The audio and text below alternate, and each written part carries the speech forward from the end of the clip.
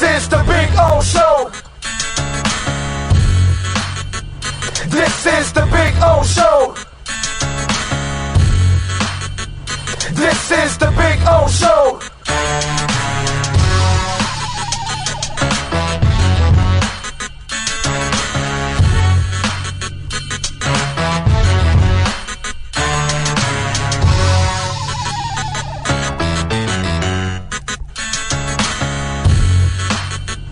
This is the Big O Show.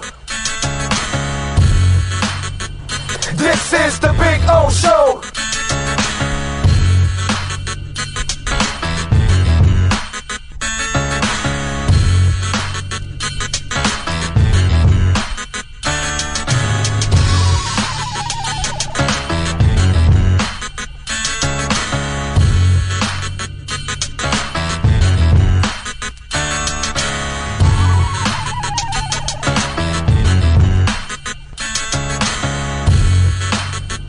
This is the Big O Show. This is the Big O Show. This is the Big O Show. There's no need to drive around South Florida wasting valuable time looking for a new or certified pre-owned Acura. Go to the #1 volume sales dealership in the Southeast United States. Craig Zins Acura of Pembroke Pines. Purchase with pace and space in a dealership tailored to your needs. From home buying to providing that personal touch. Contact the 2020 Satisfaction Award winner Craig Zins Acura of Pembroke Pines. 888-776-5123. That's 888-776-5123. Or visit them at 15601 Pines Boulevard in Pembroke Pines.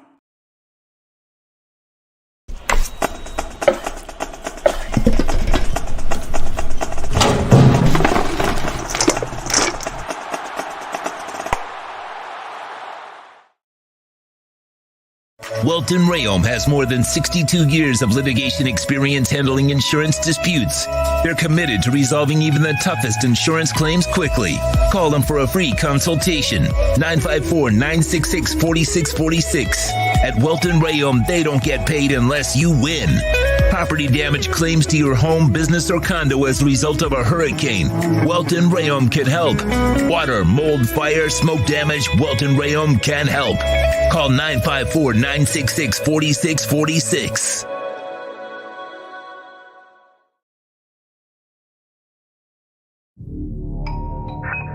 I think I know what this is. Houston, we have a package. Hello? No matter where you are, the Sloman Shield home security system guards your home. With next-gen perimeter protection, 24/7 monitoring, and interior motion sensing.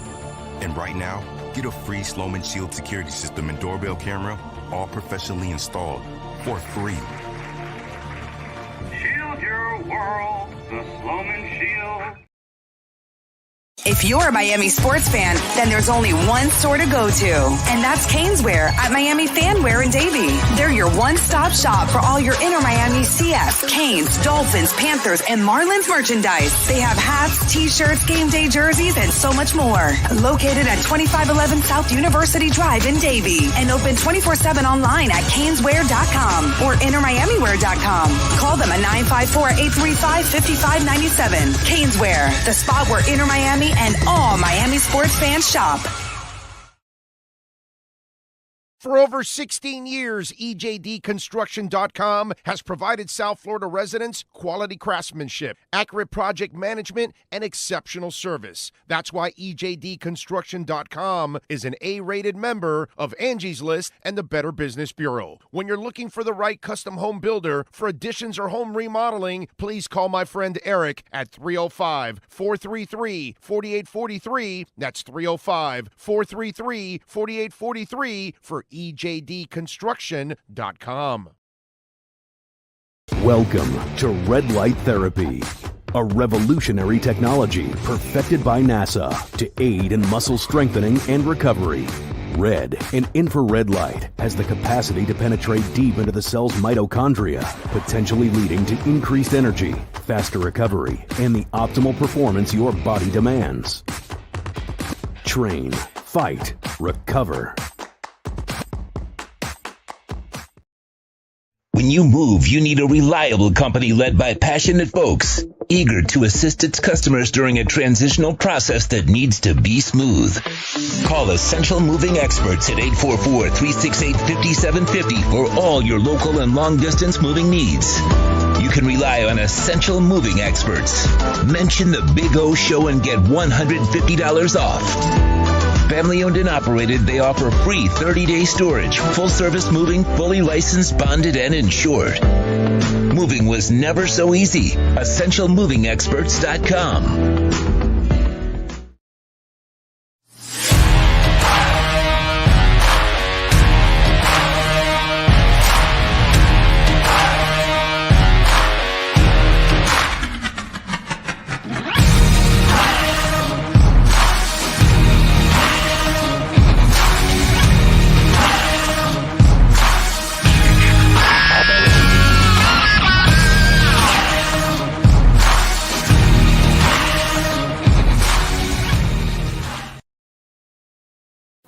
Statements or beliefs expressed on the following program by the host, guests, or callers are not necessarily the opinions of FantasyXS.com, Media Group Inc., ownership, management, sponsors, or website. When it comes to South Florida sports teams, very few in the media have witnessed, lived, and covered it like the Big O. Let's start the program dedicated to your favorite South Florida teams with a passion that's unmatched. The Big O Radio Show is on. Here's the Big O. All righty. Good morning, boys and girls. Hope you all are doing well out there. We are getting prepared for another beautiful Monday. Lots and lots of things to talk about. Gotta tell you, it has been the last couple of days.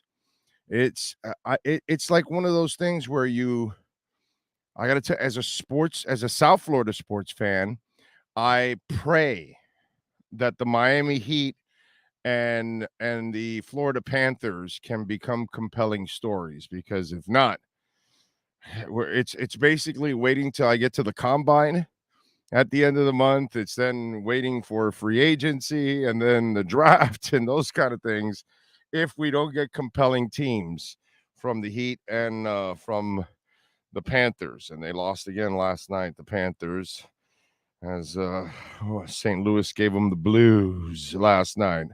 Gave me the blues too, man. So tough. But we do have a couple of terrific guests for you today. We've got Matt Verderame will join us at 11 a.m. Omar Kelly will join us at noon. So we'll have a little fun with both those gentlemen and get through a beautiful Wednesday. We'll take your questions, your comments, your complaints, all kinds of stuff. Remember, you can always send in your comments through a super chat here, or of course on Cash App or Venmo, the preferred way, and that is Cash Big O Show on Cash App or Venmo. So many ways to participate.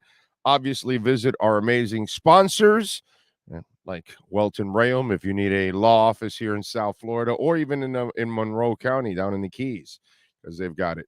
Got to visit our amazing sponsors. That's what also keeps us alive, which is always a beautiful thing. So Carr ain't coming to Miami. Why would you even talk about stupid stuff like that?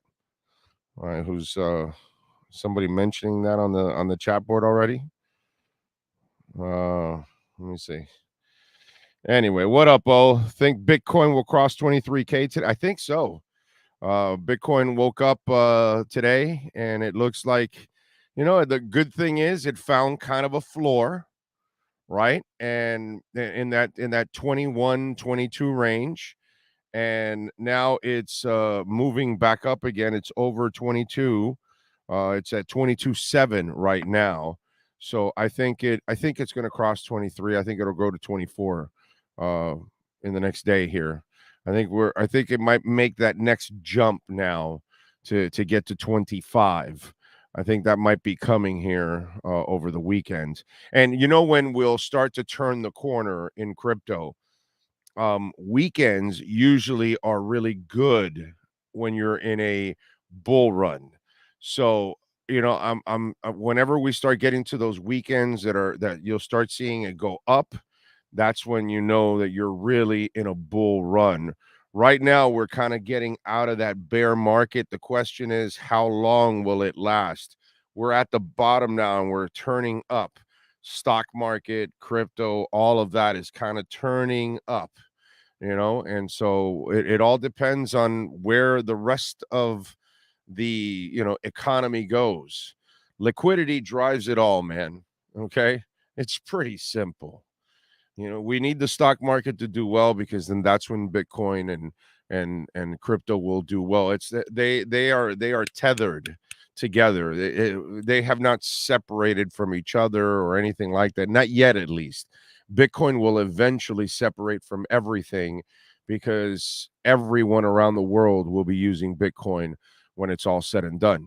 I mean, just what was it? Was it yesterday? Argentina, I saw, was like their inflation hit like 99% or something like that. And, economies are crashing all over the place. So eventually Bitcoin will be, just like our situation. Bitcoin will be used by many, many, many, many Americans. Like I've said before, the adoption will take over probably around the world a little faster than here, because you don't know it's bad until it actually becomes bad, when it's obvious. And then that's when people will then turn to other options like Bitcoin. Here we have it good compared to other countries. So they're going to go through hell first, and then they're going to have to lean on Bitcoin instead of their dollar. And that's going to be the same thing here as time goes on. It's just one of those things that it's a brutal reality that a lot of people don't want to face. Let's just be honest. And none of us want to face it, actually, but it's something that's coming, whether we like it or not, because everything's been mishandled, and it doesn't matter who's in charge. You know what I mean? I'm not about pointing fingers on each side. I blame both sides for all this mess, but that's kind of the way it is. So yeah, I expect it to take over. All you have to do is keep looking at the news, how it's being implemented all over the place. They tell you one thing, but they're doing something completely different, and that's all you have to do is really read and really find out what's going on, and you'll notice that Bitcoin will be adopted everywhere, and it's going to be an absolute power when it's all said and done. It's going to be the way you're going to be able to maintain the value of your money that you work so damn hard for. So it is what it is. I see Greater Good in first. Jay Gelfin is in. Oh, Greater says, important game against the Brooklyn Nets for the Heat tonight. Jay says, only important to the Heat when we see the lineup for tonight. Yeah, it's bad. I mean, season ticket holders are obviously not enjoying what's going on with all of this, but and then the Nets fans, my God, they thought they had a contender, and then they've been completely wiped out too. Kyle Cockrell in there, Scott Primus in there, Brian Walter in there. Let's see. I see Canes lost a running backs coach. There's been turnover. That's for sure. Tua Time says, good morning, Big O and Sean. Great to have Squared Circle Digest back last night. Sean, how long did you go yesterday? You went a long time for you were like, oh, well, there's not a lot going on in wrestling. No, I was kidding about that because I hadn't talked for a long time. There was a lot to get to, so it was about an hour and a half. Yeah, dude, you went a long time. Yeah, there was a minor issue, so because I was moving stuff around, I don't know if you can see it behind me now. Yes. So I put the belts up so that I could see some of them. So I maneuvered things around, but I guess what happened was my microphone was switched over to webcam, so the whole show sounds like I did it from far away. Okay. So, but it's still, you can hear it, you can make it out, so it's posted, and but from now on, I'll sound like this, hopefully, instead of I sound like on that show. Technical things happen sometimes. Well, I set it up. I did the whole settings thing. I checked it, And then I think I moved one thing afterwards, and that did the whole thing because I had to replace my stand too because my stand broke. And so.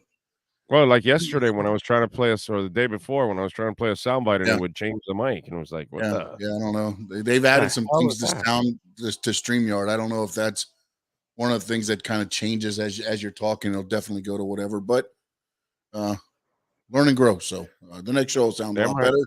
But I appreciate everybody that was there, man. We had a full pack chat. It was great. It was a great time. Yeah. I saw it. There was a lot of back and forth too. So that was actually good. So good to have the Squared Circle Digest back. I see Eddie Lepp in the house. Nelson Alfonso. Derek Carr coming. Yeah. Where? To who? Early in the morning, you're starting with stupid shit there, Nelson? Steve Chapman, Omar Lopez, Nico Jones. Frankie says, crazy times we live in. Palestine derailment, Houston derailment, and now overturned truck with chemicals in Arizona. It happens, man. Happens. Exxon Valdez and, tragedies happen all the time, dude. That's nothing new in this world that we have things that happen and unfortunate crap comes from it. Power plants and have leaks and things like that, and it happens. It's just not something that you want it to happen. You're trying to make it happen on purpose, but it's sad. No doubt about that. Fins up 71. What the hell is up with Vic? Is he coming? What's your problem, Fins up? What's wrong with you guys? You guys need to get laid or something? The guy's already here. What do you need? A stupid official press conference? He's probably working on his assistant coaches and all that stuff. It's already done. God, some of you people you live this insecure world. It's like, that's already done. Relax already. The Canes basketball team looks legit. I mean, why wouldn't they be legit? College basketball isn't legit. Anybody can compete in college basketball now. Just got to have a couple guys with experience and have some chemistry, and you'll have a shot to win in college basketball. It's not like you need a bunch of McDonald's All-Americans anymore. They're not there anymore in college basketball. So it's really not it's not that difficult anymore. Put it that way. It's a very even level playing field now in college basketball. Now you can build a winner actually, through experience and time, and you can develop classes, every couple of years where you build up some experience and you have some guys and you have a shot. And obviously you need a little NIL money too, so you can buy the very few guys that are, not necessarily stars, but at this level, pretty good players. So yeah, it's not FAU is for real. The reality is that college basketball is not for real anymore. That's the reality of it. It's the other way around. It's not really like these college basketball teams are like competing with teams of the ilk of the 80s and the 90s and those kind of teams. No, those kind of teams don't exist anymore. You're never going to get 5 Slamma Jamma. You're never going to get Duke and UNLV ever again. So now what used to be like mid-major type teams and all that, that's what college basketball is now. So every once in a while, a mid-major team or a slightly lesser team would sneak up into the Elite Eight or Final Four, and they would give people a run because they had a couple of veteran players, a couple of seniors. They had one guy that maybe had NBA ability and all that, and they were scaring people and didn't win it, but they would. That's what college basketball is. Those kind of teams now is what the norm is. And so if you do that, Larranaga will be able. I mean, Larranaga was competing against the elites when you actually had that in college basketball, when he's taking George Mason to the Final Four. That's impressive. That's super difficult. But now college basketball is not really nearly as hard a nut to crack. And so, let's call it like we see it. Anybody can be for real in college basketball now. Anybody, legitimately now. What you couldn't say 20, 30, 40, 50, 60 years ago, now you can say it, that anyone and any team in any part of the country can be a top 25 team, can even compete for a national championship, because college basketball is not special anymore. That's all. So it's not really that, oh my God, the Canes basketball team's for real. It's just that college basketball has come down a couple of notches. That's all. Jamie Zorrilla is in. Frankie loved the squared circle last night. And if you missed your wrestling talk, make sure you download the show today at your discretion. All right. Gotti is in. Mike Honcho is in. Heat Fins has the logic that Alfonso does not. David Triana. Let's see. Nelson says, Orlando, I thought the bull run was when Jordan and Chicago was winning all those championships. Finn 71, Big O. Could you tell me what in the hell is going on with Vic coming to Miami? Or there he is, another guy that can't get any sleep. Christopher Giovanelli. Good morning, sir.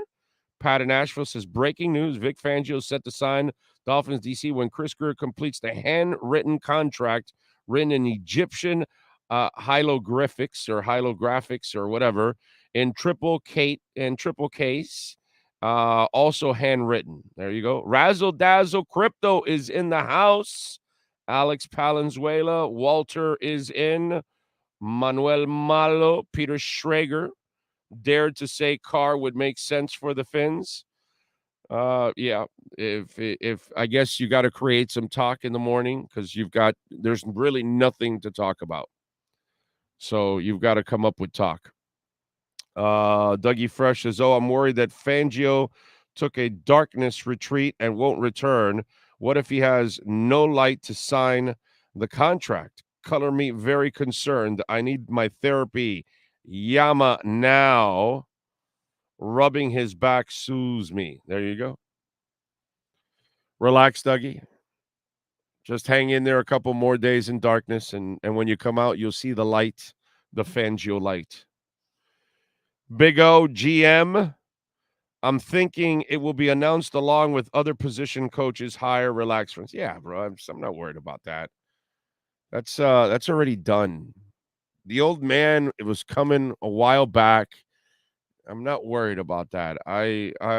I'm more intrigued. If I'm a Dolphins fan, okay? If you want a little Dolphins, little chomping on the bit, a little meat on the bone, okay?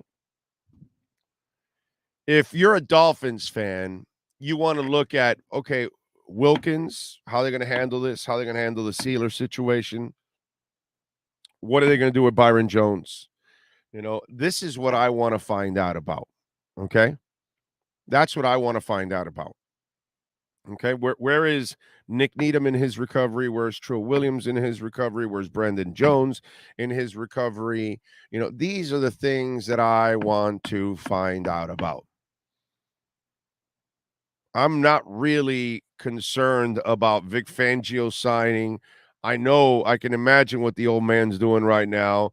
He's trying to nail down a couple of interviews, get a couple of the assistant coaches that he needs so he can round everything out. It's already done. He's coming. I'm not worried about that kind of stuff.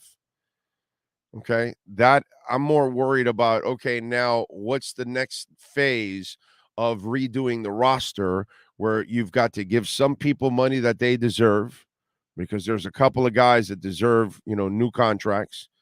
Then I'm sure we're going to also see Tua get tagged and pick up his fifth-year option because that would only make sense. And then it's a matter of, okay, what's the free agent market? Let's find out over the next couple of weeks before free agency starts who's going to be actually available, who's going to get tagged, who's going to get released, who's trying to rework a deal, all those kind of things, because we still don't know. That's why I don't get too much into free agency, because I don't know who's available. You know, they're all writing articles now, players that could be cap casualties, this, that. And you could be right on a lot of them, but you might be wrong on some. So that's why I don't waste my time with that. But if you're really thinking about that, if you want to really think about something on what the Dolphins need to do, those are the important things. The Fangio stuff is taken care of. And then obviously he's working on, as you saw, he's already working on assistant coaches. You saw that report with with Tom Donatel, the Chargers assistant coach, right? So they're trying to interview him for a secondary job because he's Ed Donatel's kid, that obviously Fangio and him have a long history. Okay, this is all being taken care of. It's just too many of you are too worried about the fluff stuff, about the contract and this, that, and all that stuff's already been taken care of. You don't have to worry about all of that. And they'll announce it. It's a coaching thing. It's not against the cap. It's not stuff like that. So this stuff, they can pace themselves. They can do whatever the hell they want. He doesn't need to be here to tell you and get at the podium and say, oh, I'm really happy to be here as a defensive coordinator so you can feel better about yourself. Okay, there's a lot of other things. He's got to find his assistant coaches. He's got to interview the current coaches that he has to make sure he's satisfied with those guys. He might move around some of those guys that he currently has. I don't know. But all of that stuff is being done, and it gets done under the radar. It doesn't get done for you guys to see. That's the last thing you got to worry about. Okay? You could think about some of the other things, the tangible stuff that you really need to worry about. Okay? That's what's going to set this team up for the next offseason. The Fangio stuff it's done. Now I'm intrigued to see who he gets as his assistant coaches, but at the same time, what are we going to do? Are we going to complain about him? He's an established coach. He knows what the hell he wants. He's been in the league for damn ever, man. I'm not worried about that part. Okay? I'm more worried about the handling of the offseason and what you're going to do to get better. That, to me, is the most important part of it all. Okay? And you know what's also very important is getting those 2 golden capsules in your system every day from Nature B. And I've got a hell of a deal for you right now. Go to naturebee.com/Big O. This is an awesome deal, okay? A 100-day supply. That's a little over 3 months, okay? It's pretty simple. You get 200 cap supply. You take 2 of those golden capsules every single day, only $85. That's it, man. We cover the shipping, and we're going to give you free Manuka Honey Lip Balm for free, okay? Right here. And it's a beautiful thing. So if you live in a dry area or you're dealing with a lot of cold and your lips and all that stuff get chapped up, man, you want to use that. And it is the best lip balm you have ever tried in your life. In fact, you should actually go onto the website at naturebee.com/Big O. You can get this great deal for 85 cents a day. You get the 2 golden capsules that will power you throughout the day, give you the energy, boost that immune system in a virus-filled world, okay? Highlighting that libido, give you allergy relief too, muscle recovery for those of you working out, less stress, and of course, boosting that immune system, which is what I love every single day. Stronger nails, fuller hair, all of that stuff. Go to naturebee.com/Big O and check it out for yourself. All right. So that's what you should be checking out with the Dolphins. Draft picks. Dolphins, again, to remind you, we will be hopefully doing a draft show. Okay. We are hoping to do it at a bar. We're in the works working on that stuff. See if we can get the the draft done on Thursday and Friday. We're not going to do Saturday this year. They do have a 6th and a 7th round pick. We don't know exactly the spots yet because remember, they have to add the compensatory picks. That'll push everything back and they'll adjust it and all that stuff. But they do have a 6th and 7th round picks. They have 1 pick in the 2nd round, the 51st overall pick in the draft. And then they have 2 picks in the 3rd round, 77 and 84. Those are already there, okay, and set. So those are the picks.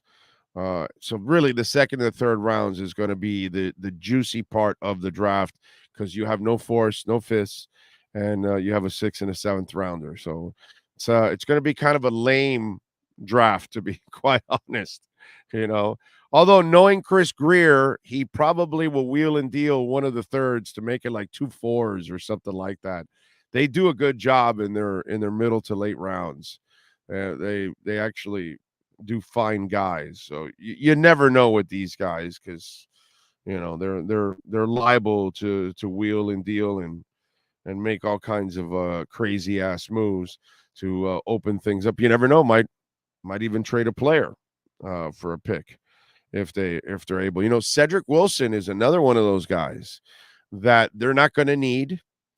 They're going to want to unload, and they're probably going to want to unload to get some kind of a 3rd day pick at this point. They're not going to be able to get a really high pick for him, but somebody might want, Cedric because there's no use for him now. Once Tyreek became available, he became expendable, unfortunately, and you can't go through another season like that. So there are guys that could bring you an extra pick somewhere in that 3rd day. Cedric Wilson is one of those guys that could be bringing you back a 4th, a 5th, a 6th round. I mean, they got a 3rd rounder for Devontae Parker, which, my Lord, that is it's funny how Grier now bamboozles Belichick, where Belichick always bamboozled every GM we had here.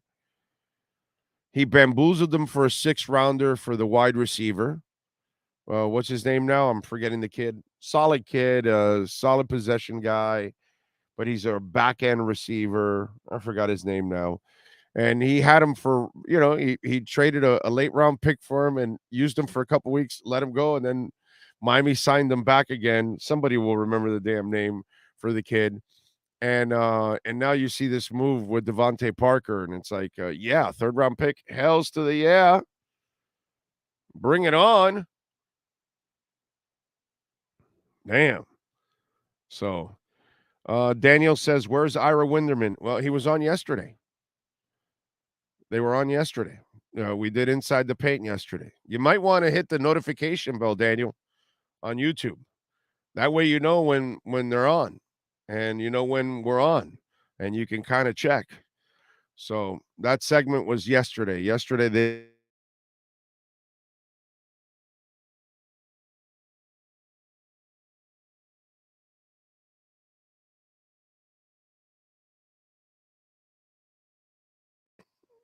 I'm freezing. Okay, I'm back.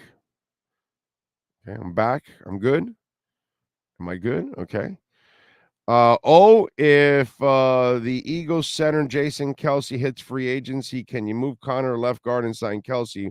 Would be nice. What do you think? I that would be nice, but I don't think that's going to happen at all. Okay. That I don't think has any shot of happening. So what's your top sports movie? God, I don't know.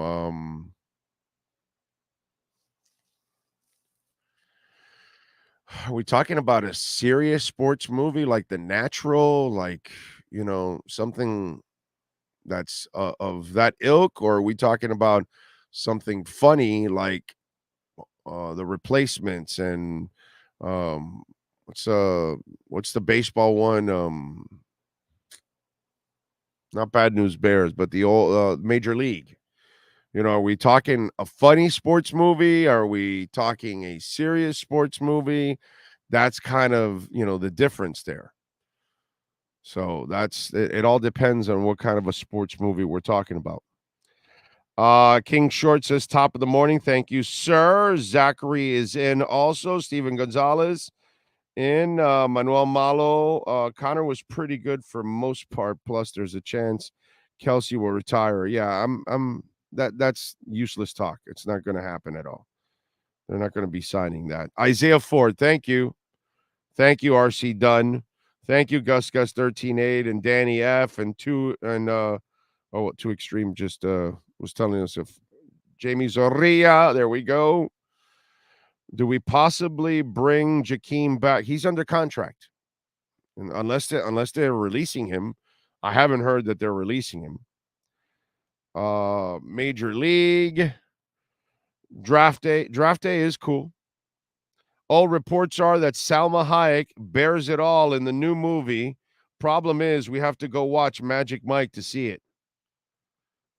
For Salma Hayek, if she's bearing it all, I'm there. Okay? I'm there. It's worth it. It is definitely worth it. That woman is a freak of all freaks. Okay? You know, she's in that Anne Margaret, what's it called? Halle Berry, that category of that woman that is the ageless beauty. You know, certain women had that gift. Raquel Welch had that gift many decades, that they would still look good. That you see them in their 70s and you're like, man, she still looks really good. You know, that kind of stuff. So yeah, Hayek is just a freak, dude. An absolute freak. Longest yard, right? That's another one right there. Raging Bull. See, that's the other way. Bull Durham. Jess. Two at time says, great line from Major League 2. Okay, we won a game yesterday. If we win today, it's called 2 in a row. And if we win again tomorrow, it's called a winning streak. It has happened before. Frankie Fresco with a little love on the super chat. Sophia Loren also, by the way, she did hold up for a long time into her 70s. She looked good. Frankie Fresco, an AEW Wednesday. It's a 3-way fight. Speaking of 3-ways with all those women you talked about. Tony Storm versus Ruby Soho versus Dr. Britt Baker. Who you got? So from what I'm understanding here, this is a legit 3-way fight, and anybody can win. There's one person has to be left up here through this whole thing. What's the deal? What are the rules here? It's a 3-way fight. They all fight each other. First one to score the pin wins.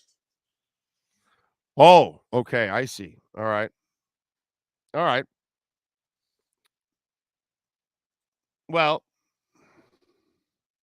we're going to say goodbye, Ruby Soho. Who could hang a lockdown on your ass?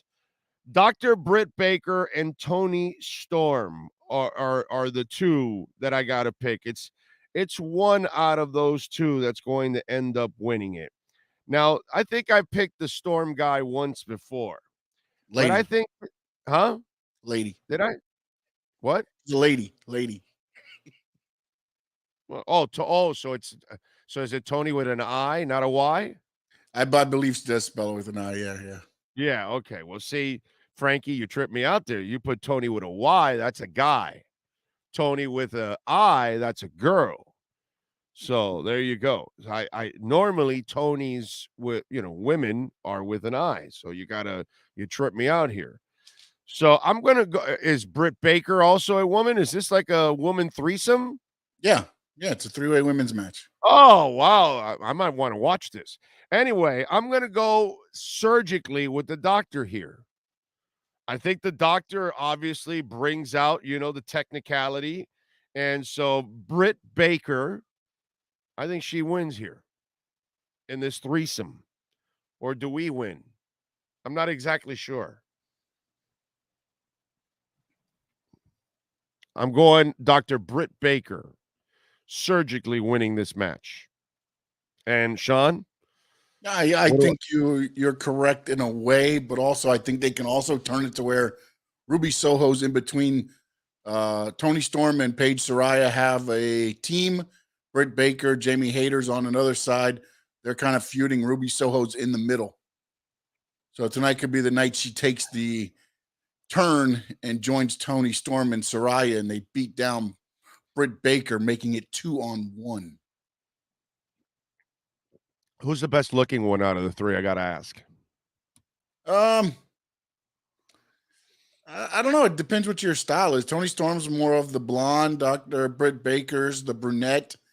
I'm Latino, bro. Ruby so I gotta have some curvature. I gotta have some thickness. None of them are really like the thick. No, I know they're not gonna be thick, but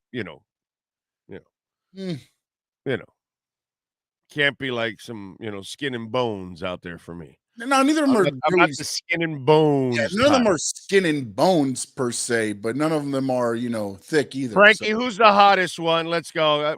Sean's like teetering all over the place. Hot. Who's the hottest one? What do you got, Sean? You got an answer for me? Who's the hottest one? I don't think. I guess I'll go Britt. Okay. The Doc is the hottest one. Okay. She's an actual dentist Monday through. She has a dentist practice. Practice, yes. That's why she didn't go to WWE, because she makes more money as a dentist than they would pay her. So she works as a dentist and then she goes to the. So she is a legitimate doctor. Yeah, she's a legitimate. Okay. All right. Okay. Yep. All right. Probably a body double. Don't get your hopes up. We need more highlight talk. Yeah, baby. Highlight. Very underrated sports movie. That's good. A League of Their Own. Oh, I love A League of Their Own. God, it's a great movie, dude. Anyone that can make Frida Kahlo look hot. Britt Baker is fire, according to Tua Time. Big O Marlins start tomorrow. Pitchers and catchers. Yay. Eric Robles says, have seen Salma Hayek's husband. He'll kick the covered. He'll kick his covered. I don't. He outkicked his coverage is what you're saying, brother. I mean, when you marry Salma Hayek, you outkicked your coverage. Period. Anyone. Tua Time says I picked a good one. Britt and Jamie are fire according to Tua Time. Britt by a mile. Sean, what's your opinion on the Tungan twins in women of wrestling? Well, yeah, I'm gonna have to do some research on that one. I saw that question and I went to look them up. I don't necessarily follow women of wrestling. I don't really watch WoW a lot. So who is that? That was Paulie King, right? Paulie King. Let me me check them out for a little bit here, and I'll respond back to you. I'm looking at them. There's a league. Wow, women of wrestling. Yeah, women of wrestling. They recorded like a whole, I believe, like 6 months worth of shows, and then they released them. Okay. And there was some, they were supposed to have some bigger names involved, and something happened, I think, with the guy that was the main producer, and a lot of things fell through. But I'm gonna have to check them out. Okay. Hunter Butler says, would you marry a Cuban mixed with Colombian? Hunter, I would marry a Cuban Asian, African, Indian, Colombian, Jamaican, American, Canadian, Argentine, whatever. I'll marry any woman that you fall in love with, bro. Women of all walks of life are beautiful, bro. That doesn't. Beauty comes in from every country. That I have zero biases over anybody for any kind of person or human being or anything like that. I don't judge people by their colors or their nationalities or their religions or whatever. I don't care about that. That's not important to me. A beautiful woman's a beautiful woman. It doesn't matter where she comes from. You know what I mean? That's not even, I'm not even thinking of that. I'm just thinking of the beauty. That's it. I admire the beauty. That's all. Doesn't matter where it comes from, what combination. I don't think you control love. I don't think you do that. I think you allow yourself to connect to whoever it is. It doesn't matter who it is. You might like taller women than you. You might like shorter women than you. You might like thicker women. You might like skinny women. You know, whatever. To me, at least that's kind of the way I've always viewed things. You know, I don't necessarily look at somebody and I'm more attracted to this person, to that person because of their nationality. Now, do we all gravitate to our own on kind of a symbiotic level? Yeah. Yeah. That's kind of, that's kind of life in itself because there's a comfort zone. If you are Puerto Rican, you're going to find a comfort zone with a Puerto Rican partner, probably more than another partner usually. But that should not close you out to being open to, just because you're Puerto Rican doesn't mean you have to marry somebody Puerto Rican, or if you're Cuban, you have to marry somebody Cuban. You should leave yourself open to whoever you actually fall in love with. You know what I mean? So I can't look at it that way. You know what I'm saying? Now, I'm not going to lie to you. I'm not going to tell you that people don't naturally gravitate to their own. Of course they do. I mean, that's just something that's normal. You know what I mean? Because it's something very relatable and it makes it easier for you to cross that threshold. Because when you want to love someone, you also have to trust someone. You have to be comfortable with that person. So, culturally, if there's a connection already, that becomes a bridge to already build that foundation. You know what I'm saying? But yeah, I don't necessarily look at it, oh, well, she's Cuban Colombian. Yeah, don't matter to me. Is she, attractive to me? That's what it is. Love her personality, whatever it may be. She may be Indian, she may be Cuban, she may be Jamaican, she may be Canadian, she may be, Polish, she may be Ukrainian, whatever, it doesn't matter. Beauty comes in all shapes and sizes, my man. Let's see, what else do we have? Frankie says I like Tony Storm. King Short says dangerous curves ahead and Bad News Bears. Kind of love Bad News Bears. Bucky Dent is the best fullback in Hialeah High history. Big old menage a trois, always good in AEW. AEW, yes. I would say a menage a trois is always good in anything.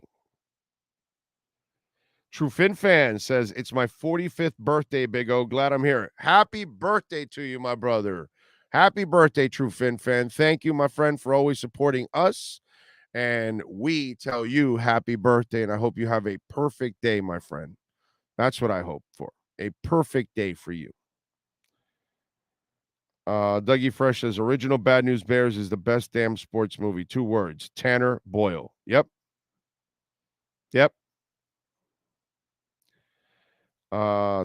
Mark NorCal is in the house, and he's saying happy birthday to True Fin Fan. Hunter Butler, I'm just saying a Cuban Colombian mix is one spicy female. Yes. And Colombian Puerto Rican would be a spicy one too. And Brazilian Colombian and Cuban Brazilian, and I can come up with all kinds of delicious combinations. You know what I'm saying? I would be interested to know, let's put Sean in a really uncomfortable position. Tua Time says, who Sean thinks is the hottest female in WWE. There you go, Sean. Let's put you in an uncomfortable position having to talk about beautiful women. Let's go. Oh, what happened there? I'd have to lean toward, it was Mandy Rose. Now it's going to probably be, for me, See, me personally, I'm more Nikita Lyons. I like thick, but Right. Liv Morgan is also very, very hot when you look at her. Yes, Okay. but she's more of she's not skin and bones. Don't get me wrong, but she doesn't have that thickness that I like. Me personally, Nikita Lyons. Okay, there you go. There's your answer. Big O, you're gonna have fun with Omar Kelly. I like it when you disagree. Well, if we disagree, then we'll have some fun with it. King Short says, got a drink in my hand, got a toes in the sand, and woo! All I need is a beautiful girl. Yeah. Let's see. Eddie Lepp says, not if she's a Jets fan, though. Sorry. I got you there. Yeah. She can be from anywhere except be a Jets fan. Yeah, that would be kind of annoying to marry a female that is a Jets fan. Unless you're a Jets fan. Then you can live in misery together. Dude 67 says, nice suggestion on Texas Hippie Coalition. Yeah, Dude 67. You hitting that THC, huh? Ritter, Big O would have single soundtrack as one of your favorites. You guys are a trip, man. Stacy Keebler, I remember her. Man, Stacy Keebler was so fine that I was looking at her once on Twitter, and even my wife said, wow, she's got a great ass. Even my wife said that. Like, that's how good of an ass Stacy Keebler had, that my wife had to notice it, and everything's like, well, yeah, she's got it. Stacy Keebler was a smoke show, bro. Like a smoke show and a half. Okay? That's not just a smoke show and a half. Man, that's crazy stuff. Woo! Tell you.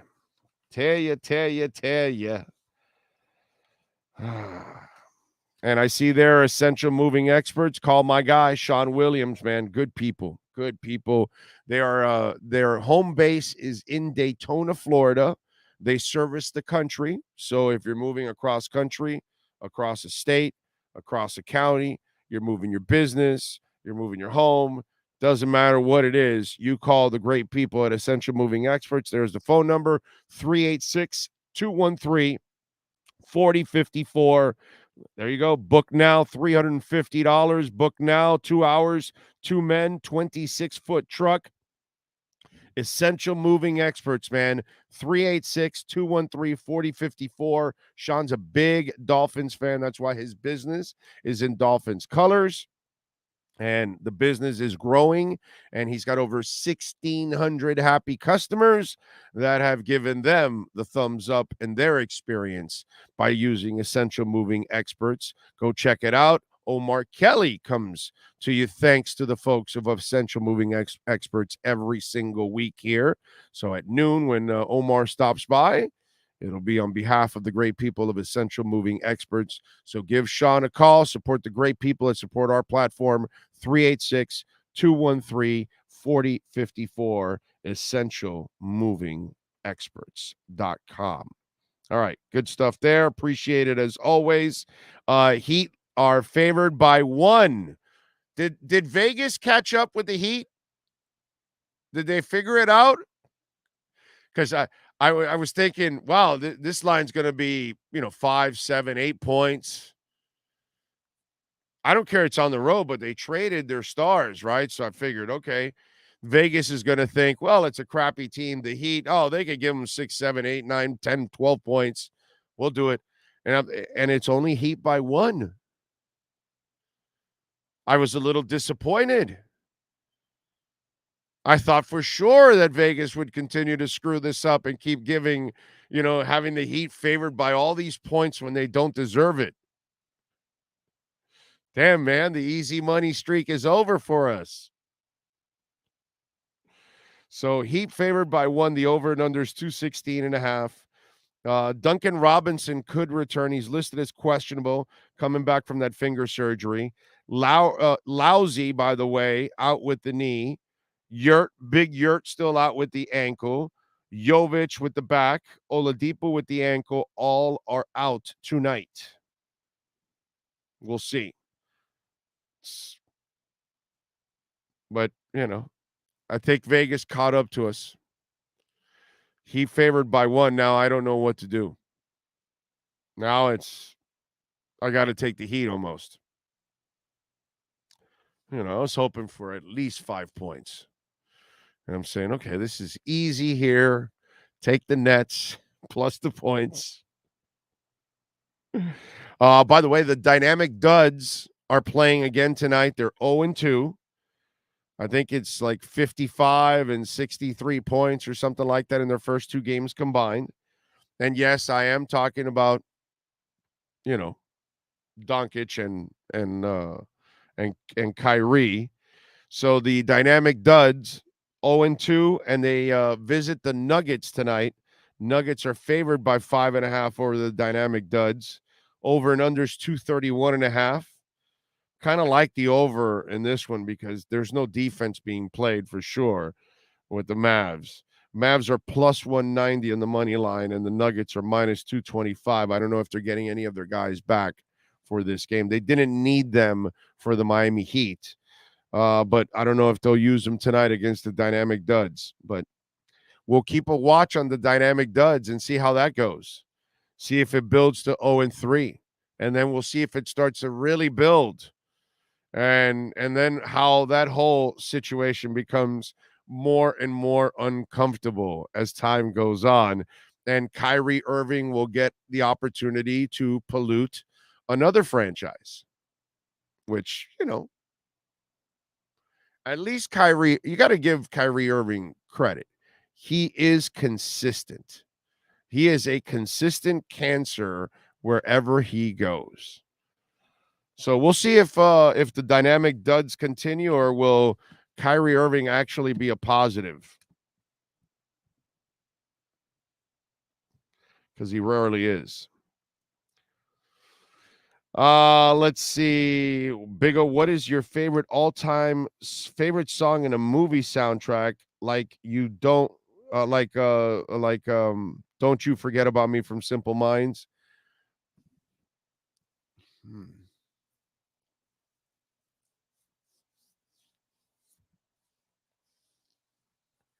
Live and Let Die. James Bond. A View to a Kill. Duran Duran.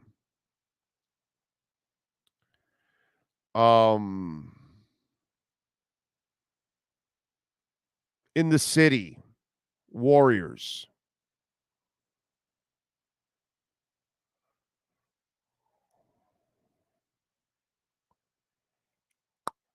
And I'll go with Live and Let Die as my number 1 movie song of all time. Yeah. Yeah, I might, freak you out a little bit here, but Saturday Night Fever soundtrack, Staying Alive, or More Than a Woman. That's a really classic movie song that is just awesome. Awesome. Yeah. That might be another one that I have to throw in there that is just fantastic. But I'll go with Live and Let Die from James Bond. To me, that might be the greatest movie theme ever. It's such an amazing movie theme. Paul McCartney and Wings just hit it on that one. Two times says Stacy Keebler, legs for days. I know. Those legs and that bootay were just amazing. Trish Stratus. I remember that. I know that one. Edwin Robles, Geraldo. Devin says, what do you think about having a show marijuana sponsored on 420 in Vegas? Well, we are, I'm open to a dispensary for sure. Not just 420 overall. Dispensaries are a normal part of our lives. It's a lot of people. It's not just about getting high. It's about pain relief. It's about sleeping. It's about all kinds of different things that marijuana is used for. You know, we've made it so taboo for so many decades and ignorance about it, when, you know, prescription pills and alcohol are a billion times worse than marijuana will ever be. So I have no problem with that. I have no problem with having a dispensary as one of our sponsors. None whatsoever. So yeah, I'm all in. So Devin, if you can make it happen and bring us together with the people that make the decisions, we are there. We're there. So yeah, Fluent, Planet 13. What are some of the whatever, you know? Yeah, we're there, bro. Lisa says, any All-American fan shocked by the events of this week's episode can't believe who got killed off. Oh, okay. All right.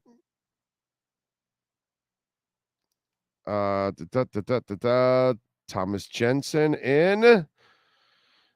Big Bob, he'd need a guard like Khalid Reeves. Oh, Razzle Dazzle Crypto. Wang Chung is a great one to live and die in LA. That is a great one. Excellent soundtrack, too. William Dafoe is in that movie. A young William Dafoe in that movie. And Peterson, right? Crazy. He's the crazy cop in that movie. Also, the girl from Frasier is also in that movie. She's the one that's dressed in the garter belts and all that. And speaking of threesomes, she's the girlfriend of the redhead that is scheming, and they end up with the cash and all that stuff in the end, and they drive away together. So yeah, I remember that. That's a good movie too. I can To Live and Die in LA is one of those movies that I will stop to watch, and it's got a great soundtrack also. It's not just To Live and Die in LA. It's got several songs in it. It's a good movie. I love To Live and Die in LA, and the song Razzle Dazzle. I got to tell you, that is one of the most underrated theme songs in a movie ever, To Live and Die in LA. That's a great call on your part, man. Great call. And if you ever get a chance to go see Wang Chung, still, I saw them recently. They were awesome. They were so good that I said, I got to see them on their own somewhere in some club somewhere, some small club, and see them do a headlining set on their own, because I saw them as an opening act at the Pompano Beach Amphitheater, and they were still fantastic, dude. Still sounded excellent. Danger Zone is good, Eddie, for Top Gun. That's a really good one. I like that. Ray likes McCartney and Wings. Yeah, to me, that's the best. Eric Rash says, happy birthday to True Fin fan. I just turned 47 last month. Been a Dolphin fan since 84. Platoon soundtrack. Oh, yeah, obviously. With you there. Brian Landis in. Steve Chapman. You Could Be Mine, GNR. Nyborg, In the City, my all-time favorite movie theme. It's a great one. Come back to VSS West Palm. Well, they've got to bring us back in order for us to go back. Hey, yo. Yes, sir. Yes. Ian Rappaport. Uh-oh. New Dolphins defensive coordinator Vic Fangio has officially signed his contract. There you go. And the organization will announce he's on board today. Fangio worked the Eagles offense during the Super Bowl, now begins his new role with the Dolphins. Right. It's official. Oh, he's here, man. He's here. That's it. It's over. Oh, the parade, baby. That's it. His contract's over with the Eagles, and now he's in. Too extreme, push it to the limit. That's a good one. That's the Stallone, right? It's the other Stallone singing that song, right? Isn't it Frank Stallone singing that song? If I'm correct. Yeah, everyone who was worried can breathe. I mean, it's just, why is there anything to worry about? Just makes no sense.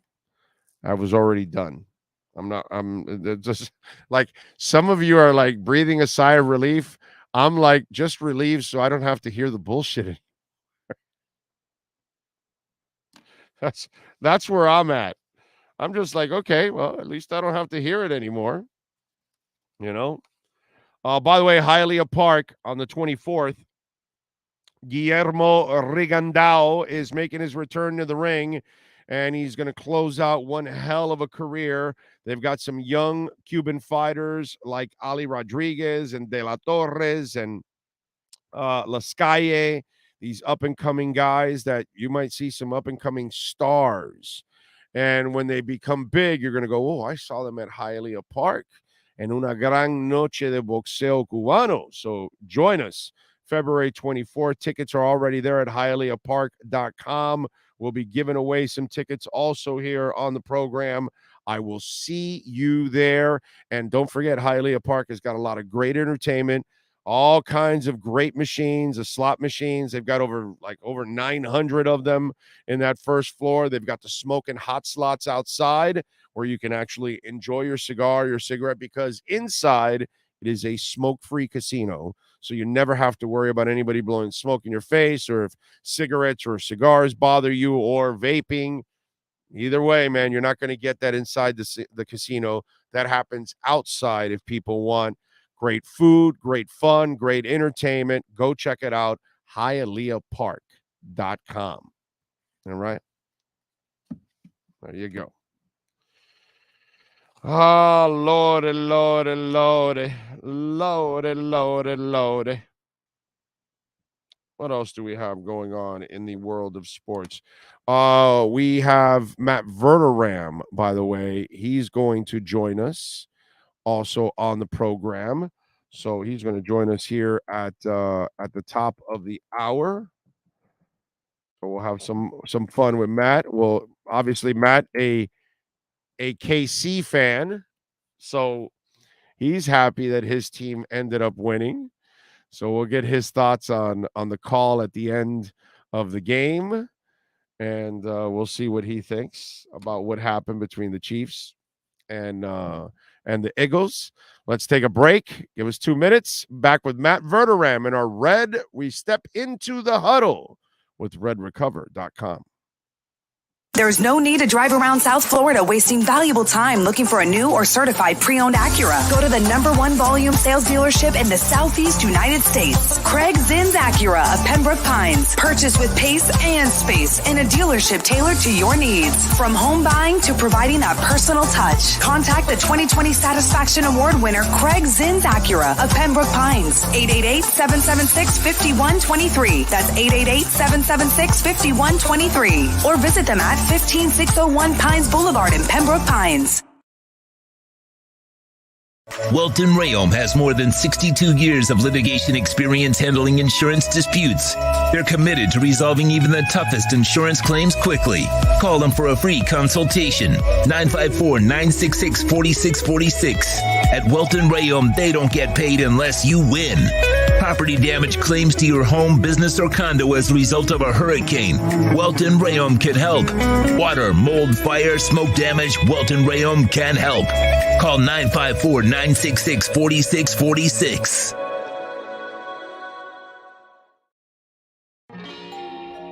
Oh, great. You have a doorbell camera. Now you have a front row seat to your house getting robbed. They're breaking into my house! Ooh, there goes the TV. I'm sure it'll turn up at the pawn shop. No, not the TV! Just because you can see them, that doesn't mean you can stop them. With Slogans, you get 24-hour monitoring, a free home security system, and professional installation. Plus, free doorbell camera, one that'll actually work for you. Get out of my house! Get out of the house! Call 1-800-ALARM-ME. For over 16 years, EJDconstruction.com has provided South Florida residents quality craftsmanship, accurate project management, and exceptional service. That's why EJDconstruction.com is an A-rated member of Angie's List and the Better Business Bureau. When you're looking for the right custom home builder for additions or home remodeling, please call my friend Eric at 305-433-4843. That's 305-433-4843 for EJDconstruction.com.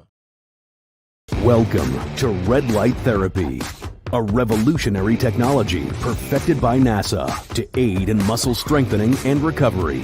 Red and infrared light has the capacity to penetrate deep into the cell's mitochondria, potentially leading to increased energy, faster recovery, and the optimal performance your body demands. Train, fight, recover. The viewpoint, statements, or beliefs expressed on the following program by the host, guests, or callers are not necessarily the opinions of FantasyAccess.com, Media Group Inc. ownership, management, sponsors, or website. Let's huddle up with Fanside National NFL reporter Matt Verderam. The Huddle is brought to you by RedRecover.com. RedRecover.com's wraps and pads are designed to deliver maximum benefits with each treatment anywhere you go. Go to RedRecover.com to learn more about red light with videos, blog posts, and over 40 years of medical research to treat pain, inflammation, and overall well-being. Here's NFL reporter Matt Verderam. Hey, alrighty. There he is, the man, the myth, the legend, the champion, Matt Verderam. Yeah, baby. Congrats to your Chiefs, brother. Yeah, that was a wild game. So they ultimately won because they scored 38 points. They didn't look so good in the first half. 24 to 11. Yeah, but see, that's where, like, some guy was telling me, well, no, they put up 30-something points, the Eagles. And I go, yeah, but it was 11 in the second half. So, that's where you make your money, dude. You know what I'm saying? And so the Chiefs defense picked up in the second half. The Chiefs offense picked up in the second half. But the Eagles, they did not pick up their offense from the first half into the second half. And their defense didn't make, or their entire team didn't make plays, because it wasn't only the Eagles offense. It was obviously the Eagles defense, the special teams. Tony's return was, so the entire team picked it up and found ways to win. And so to me, that's really what it's all about. It's kind of like I pick on the Justin Herbert people and I say, oh, they put up 30 something. No, dude, he put 3 points up in the second half. Okay. I get it. Front running is nice, but you got to finish the game. And that's what the Chiefs did. They adjusted and they found ways to win the game. And to me, that's why you're champions. Well, because you found ways to win the game. Yeah, I think ultimately what happened in that game as it wore on was, first of all, the Chiefs only had 8 possessions in the game. I know. They never really get the football. So, they scored 38 points on 8 possessions, which in a normal game you get about 12. The Eagles in the second half, if you take away Hurts's last second throw, they only had 3 possessions. They never saw the football. The Chiefs were able to control it. And you know how depressing it is to have a 17-play drive, eat up 8 minutes, and settle for 3 points. 3 points. I thought, for me, that was the biggest turning point in the game. Was they had that ball and they could not get it in the end zone. And once the Chiefs got the ball back and it was less than a touchdown, I felt like the Chiefs were going to win the game. I just thought Philly's not going to stop them. Like, they're just not going to stop them at any point in time. And you mentioned it. There's a special teams gap where Tony gets around the edge and there's nobody home. And look, I thought the biggest mismatch going into the game was Andy Reid and Jonathan Gannon, and I thought it was the biggest mismatch throughout the game.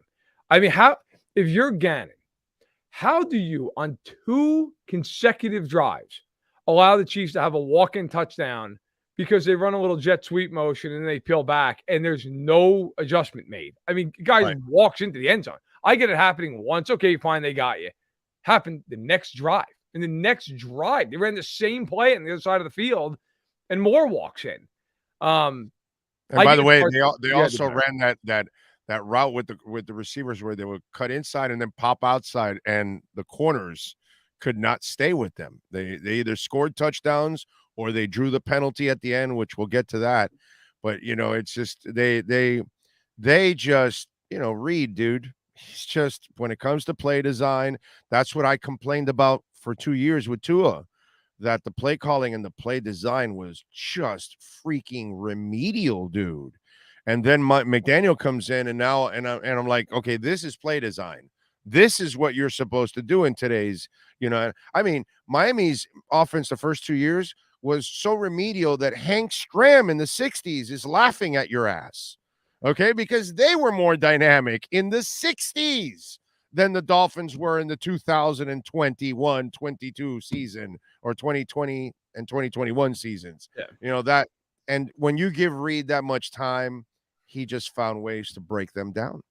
Yeah, I thought, my whole thing going into the week was I picked the Chiefs 31-23, and the reasoning was I thought that Reed would just put it on Gannon in the game, and I also thought that the one thing going into that game, I did not agree with people, and I had a lot of people ask me this on radio throughout the week, like, hey, what do you think about, is this going to be a repeat of that Tampa Super Bowl, because the Chiefs offensive line? I'm like, Chiefs have a really good offensive line. Like, this is not a couple of years ago where the Chiefs had 4 backups and a starter playing out of position. Like, that was the one weird thing. Look, I get the Eagles have a great front and all that. I got it. But the Chiefs are really good up front. I mean, they have 3 Pro Bowlers and 2 All-Pros, and one of those guys is not named Trey Smith, who should have been a Pro Bowler. So they have. By the way, the amazing part really was good. How they nailed and turned that line around in one season. Yeah. In one off season. Yeah, they brought in 4 or 5 guys. Defensive line around. That was pretty sick, dude. Yeah. Kudos to Brett Veach on that. And they dominated the game. I mean, that was the difference in the game, was the Eagles just couldn't touch Mahomes. They couldn't get to him. Yeah, zero sacks. And it wasn't even a game where they had 0 sacks, but they really pressured him a lot. I mean, they really, hit him 5 times the whole game, I think. And a couple of those times were him kind of like half running, and they just, they kind of brought him down. It was a clinic. And, by the way, dude, where did he get that speed? When he runs up the middle of the field, like, dude, don't you have a high ankle sprain? You're pulling away from people. Like, adrenaline just carried his ass, dude. Yeah. Wow. It was funny because after the game, I was down in the pressers with him and the rest of the team, and I think somebody asked him about it. And he's like, well, as long as I just run really straight, it doesn't hurt. But if I have to, and if you watch that play, he doesn't go one way; he just goes straight down the field and falls over. So. It just worked out that the seas kind of parted, and he said, okay, I can take off. But I think for me, and I don't know how other people feel about it, for me, that was the play of the game. Like, that will be the play I remember, the iconic play of that Super Bowl, that guy with one ankle. Because frankly, look, at 21-14, when they're about to punt the ball away and he's crawling off the field, you're like, this is not good. This is probably the end. And then they came out in the third quarter and they scored right away, and you're like, all right, now it's game on. I mean, at this point, I thought for Philly, in a weird way, that had to be the most deflating part of the game. It's 24-14, and you've got an opportunity. If you get off the field there and you get the ball back, you got a real shot to put them down for the count. And the other play that will get completely forgotten about, 14-7, Eagles have the ball. They're essentially midfield, give or take a few yards. It's 3rd and a yard, and they're just going to do that little rugby play. They're going to push Hurts over for a first down. And Sayamalu is called for a false start, and it becomes 3rd and 6. And they run a quarterback draw, and Hurts fumbles the ball, and the Chiefs run it back for a touchdown. I mean, that if he doesn't get called for a false start, it could have very easily been 17-7, 21-7. All of a sudden, that game starts getting sideways. Instead, he is called correctly for the false start, and then Hurts goes to switch arms. He fumbles the ball, and Nick Bolton, who is the best defensive player on the field for either team in that game, picks up the ball, runs, whatever it was, 35, 40 yards, and ties it up. Got to find ways to make plays. And let me describe that final play down there that everybody's talking about. What'd you think of the 2 holds on one play? Because this is the part that effing pisses me off with people. Well, he held. No, dude, he held twice on the play. Twice. He did. He held twice, not once, not one, not 2. He held twice on that play, not once. And so this is what I put it to. So you get on the turnpike or whatever the highway is in Chicago. Oh, and it's 65. It's 65, but everybody's doing 72, 73, and they don't stop you. Okay, but you're doing 72, 73, and you did a little bit too much of a tight changing of lanes. And there's a cop on the side with his radar, but he feels like stopping you. Hey, but everybody else is no, but dude, you are speeding, aren't you? Yeah, I am. Okay, so then I can stop you because you're speeding. You're doing 73 in a 65. And yeah, other people did, but I saw you also weaving a little bit there. And so there's the referee. He sees not one, but two holds. So now you put him in a position. Oh, no, but it happens all the time. Yeah, but it did happen, right? So you put yourself in a position where he has to make a decision, and that decision could go against you. And by the way, if he saw what I saw, he saw two holds. And it's like, yo, bro, maybe I'll let you get away with one, but two, I'm not going to get you let away. No, this game's too important for you to get away with two holds. That's how I look at this whole thing. My feeling on it is, if it's a hold in the first quarter, it's a hold in the fourth quarter. Like, and the reality is, look, he did hold him twice. And Bradbury, after the game, was like, yeah, I held him. Like, much respect. Tons, I love it. Tons. You know what? A lot of guys would have just passed the buck and blamed the official. And James Bradbury stood up like a man and said, you know what? It's a good call. I held him. And look, he did hold him. Now, I get the people who are like, well, it's anticlimactic. You know what? But here's the other argument of this. I've heard of so many people say, well, they're deciding the game. Well, aren't they kind of deciding the game if they don't call it? Right. I mean, like, he held. I'll also say this. There was also a drive earlier in the game where Juju got tackled on a 3rd and 8 coming across the middle. I mean, just flat out tackled, and they didn't throw a flag. Who knows? Maybe the Chiefs score on that drive. Maybe the end of the game's moot. They're kneeling down, right? So what about the New Orleans game from years ago? Oh, that's the worst one. I mean, that one's ridiculous, right? And you didn't call it. Look, I will tell you this. And they didn't. Am I right? They didn't call that one, right? And that was comical how bad that was. Look, I will say this, because everybody here knows I grew up a Chiefs fan. Look, I remember the first Mahomes AFC title game when they looked like they were going to the Super Bowl. They picked off Brady, and then the flag comes in, and Dee Ford is lined up in the neutral zone. And there were a lot of Chiefs fans who were like, how could you call that? He didn't even affect the play. It's like, look, man, he's in the neutral zone. And I got killed by Chiefs fans at the time. It's like, it's a penalty. Like, he did it. He is in the neutral zone. Like, it is what it is, man. Like, they threw the flag. Great example, dude. Great example, by the way. So to me, like, yeah, they would have gone to the Super Bowl. I mean, if he's not called for that, they're kneeling down going to the Super Bowl, and they probably beat Jared Goff in the Rams. And by the way, and that also happens all the time. The guy that's like, and they don't call the edge rusher, he puts the helmet just over the line and all that, and they let it go all the time. But it's like, if you're there, you're committing the penalty. If you put yourself in a position that you're committing a penalty, don't complain if they call it on you. He was in the neutral zone, and a lot of Chiefs fans at the time were furious about the call. I'm like, look, man, he's in the neutral zone. Like, then don't line up in the neutral zone. And, and it's kind of like Lane Johnson is famous for always getting off real quick off the line of scrimmage.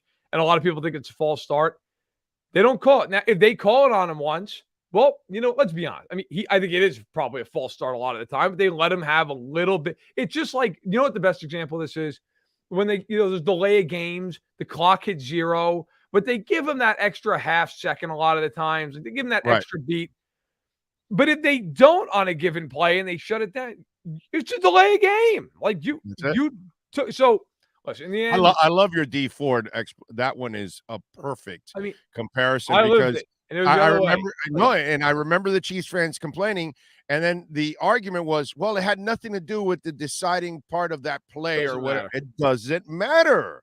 The guy was well off sides. Yep. He was trying to get an advantage, just like Bradbury's trying to get an advantage because the receivers have been killing you with the cutting inside and the turning to the outside. And he knew that if he didn't hold twice, the separation was there and he was going to get burned. And so he tried to not get burned by holding twice. You put yourself up out there and that's it. The call's done, dude. Yes. And I will say too, the last thing on this is, you know what? Look, the one argument I won't hear about this is like, well, it was uncatchable. He was 2 steps from the ball. I mean, in the NFL, you make up 2-3 steps in a tenth of a second. I mean, look, the bottom line is a lot of respect, as you said, to Bradbury for being honest. But yeah, held him. I mean, it is what it is. You know what? And if I'm the Eagles, I'd walk away from that game saying we gave up 24 points on 4 drives in the second half. And if McKinnon doesn't just fall over, it's 28. So I don't want to hear it. Like the bottom line is get off the field, stop him, do something. Don't give up a 65-yard punt return. Don't give up a scoop and score for a touchdown. And to be fair, how about sacking Mahomes? How about getting some sacks, bro? The reality, and to be fair, you have not heard one word about it from the Eagles or the coaching staff. You hear from the fans, the Eagles, and it's funny. It's really a good comparison to the Niners, who have done nothing but complain and whine and cry since they lost to the Eagles, got boat raced by them. And you got Deebo Samuel out there talking, and Brandon Ayuk talks like, guys, you lost 31-7. I mean, let's go home. So I give the Eagles a lot of credit. We had that down here with the Bills and the Heat. It's unfair, the Heat, and they were cramping up and this and that. Well, hey, bro, that's football. That's the idea. When you go to the cold, that's your domain. You're supposed to dominate in the cold. They're supposed to dominate in the heat. Right. The Saints used to dominate in the dome because it was so loud and it was creating a home field. That's kind of the idea, dude, that you're supposed to kind of create the elements and play in your elements, and you should be more comfortable, in the elements. But apparently the Bills aren't comfortable in the snow or the heat. I think sometimes people, and a lot of times it's fans, and sometimes it's players and coaches, and media, media. Like everybody just looks for an excuse. It's like, look, man, you lost. Like just own it. Like it is what it. Like I don't want to hear from the Bills that you were cramping. Oh, no kidding, you were cramping. It's Miami. It's September. Like there's a reason the Dolphins for all those years with Shula wore white at home. Okay, and they wanted 1:00 games, right? All the time in September and October, they want 1:00 games, right? Of course. And you know what? And guess what?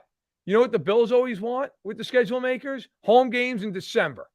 Damn right. I mean, that's it. And that's that. By the way, they should. Like you should want that. Miami should be asking to play at the hottest point of the day, right? They should move the stadium 1,000 feet upwards so it's closer to the sun. Nobody wants to go to Green Bay in the frozen tundra. That's it. All that bullshit. If you're going to Green Bay, you're like, hey, can we get a game in September, please? Because, I mean, nobody wants to go up there in December or January. That I always thought the biggest mistake the Vikings ever made as a franchise was bro, it's Minnesota. Like, make teams go up there. I know, like here in Chicago, they're talking about, they're going to build a new stadium for the Bears and maybe it'll be in the suburbs. Like, well, we're going to slap a dome on them. Like, you're never going to win another game again. Like, it's Chicago. It should be outside. I mean, I never understand these teams that do this. And it's like, well, it's because now we can hold the Taekwondo Expo in April and make more money. It's like, I get it. But for the football team, it's a terrible idea. Yeah. And any fan who's like, well, I would only use the dome. You should build the dome, right? But you to have your events inside for other things, and then your football games like the Bills, you should build a dome. And then it's snowing and snowing and snowing. Okay, you have the roof on. Half an hour before kickoff, bam, open the damn thing and let the elements in. And that way, your entire stadium's not full of snow that you have to shovel it out. You've saved that. And then the elements that come in, now that's part of it. Your team should have practiced all week in it. You should be ready. Miami will not be ready for it, or Houston, or whoever the hell visits you, and take advantage of them. That's how the roof should be used. But in Minnesota too, use it where you cover it for now so you don't get the damage of all the snow, but then prior to the game, bro, let the elements in and, there's a great live off those elements, bro. Build your team up, defense, running game, physicality, like how they used to do it when we were young.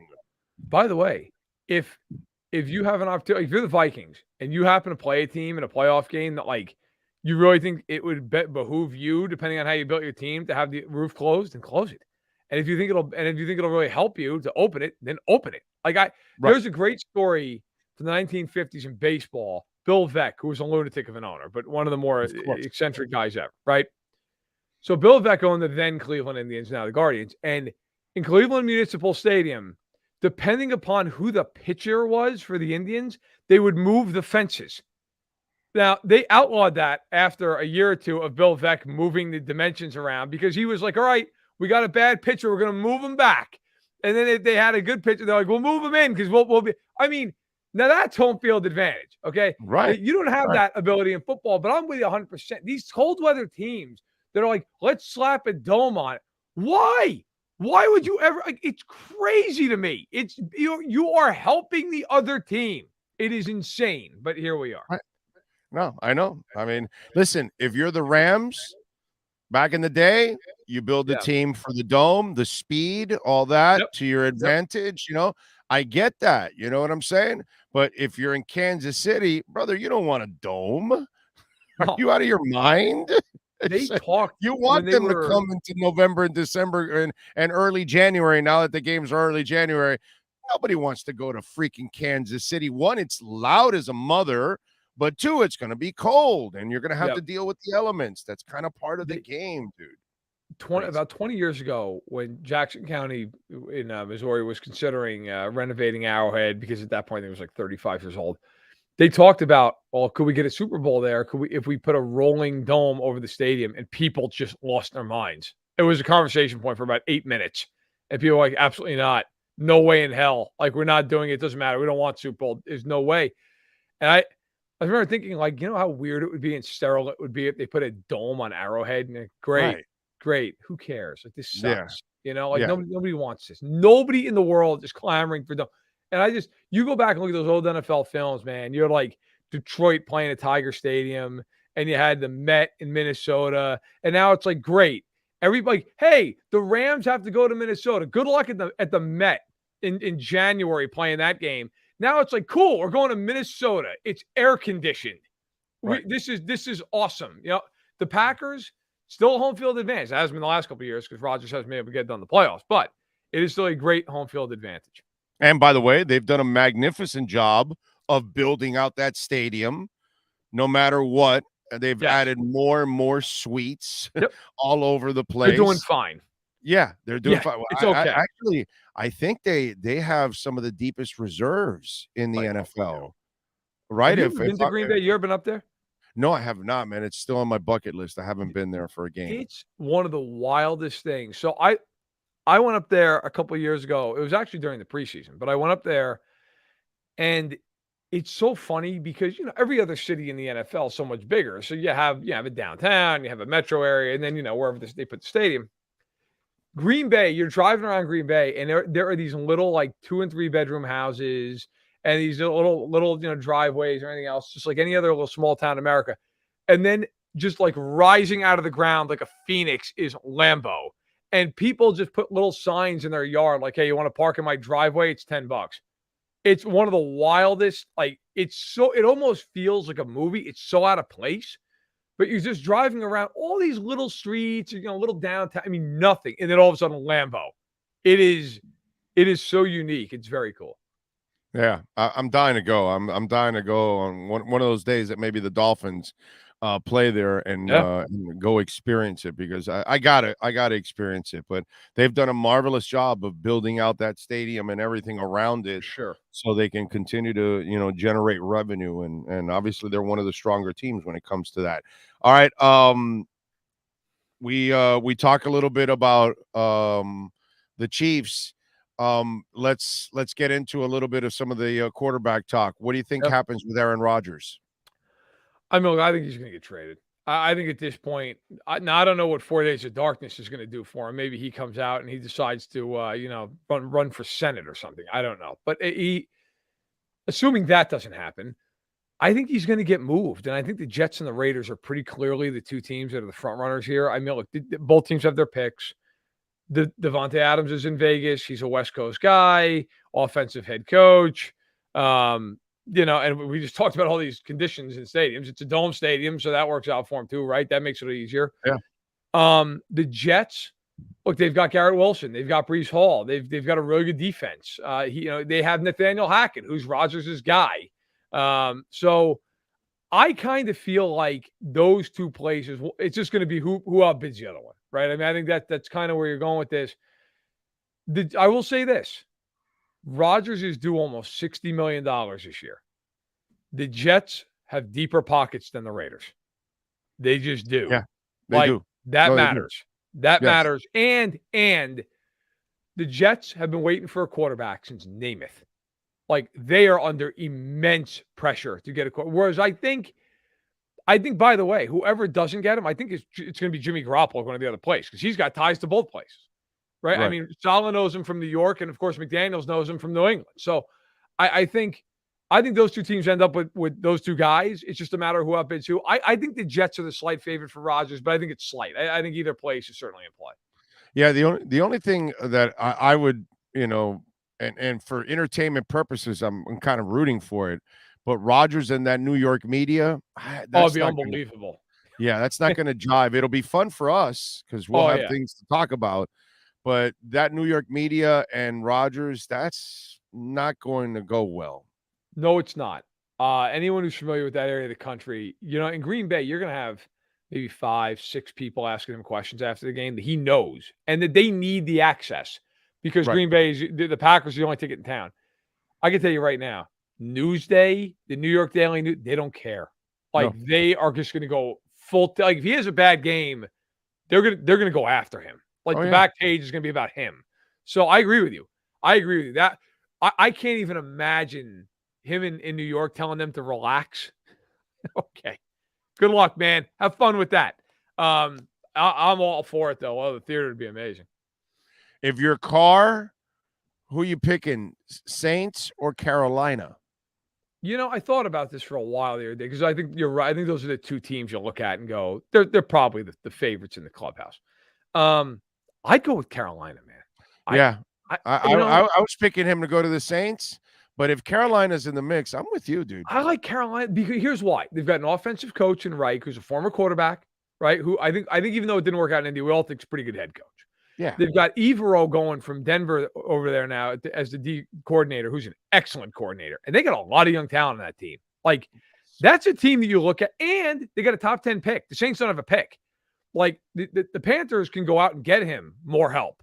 So if I'm him, the one thing I'll say, I would go to the NFC South because that division is atrocious. Wherever he goes, they're the favorites. I also think it's a better long-term situation. The Saints were brutal cap hell. Brutal cap hell. Panthers are good to go, man. I'd go there and be all right. I got DJ Moore. I got a young, improving offensive line. I got a coach who's an offensive guy, and I love the D coordinator. I feel pretty good about this. I feel if I were Carr, all things even, I would go there.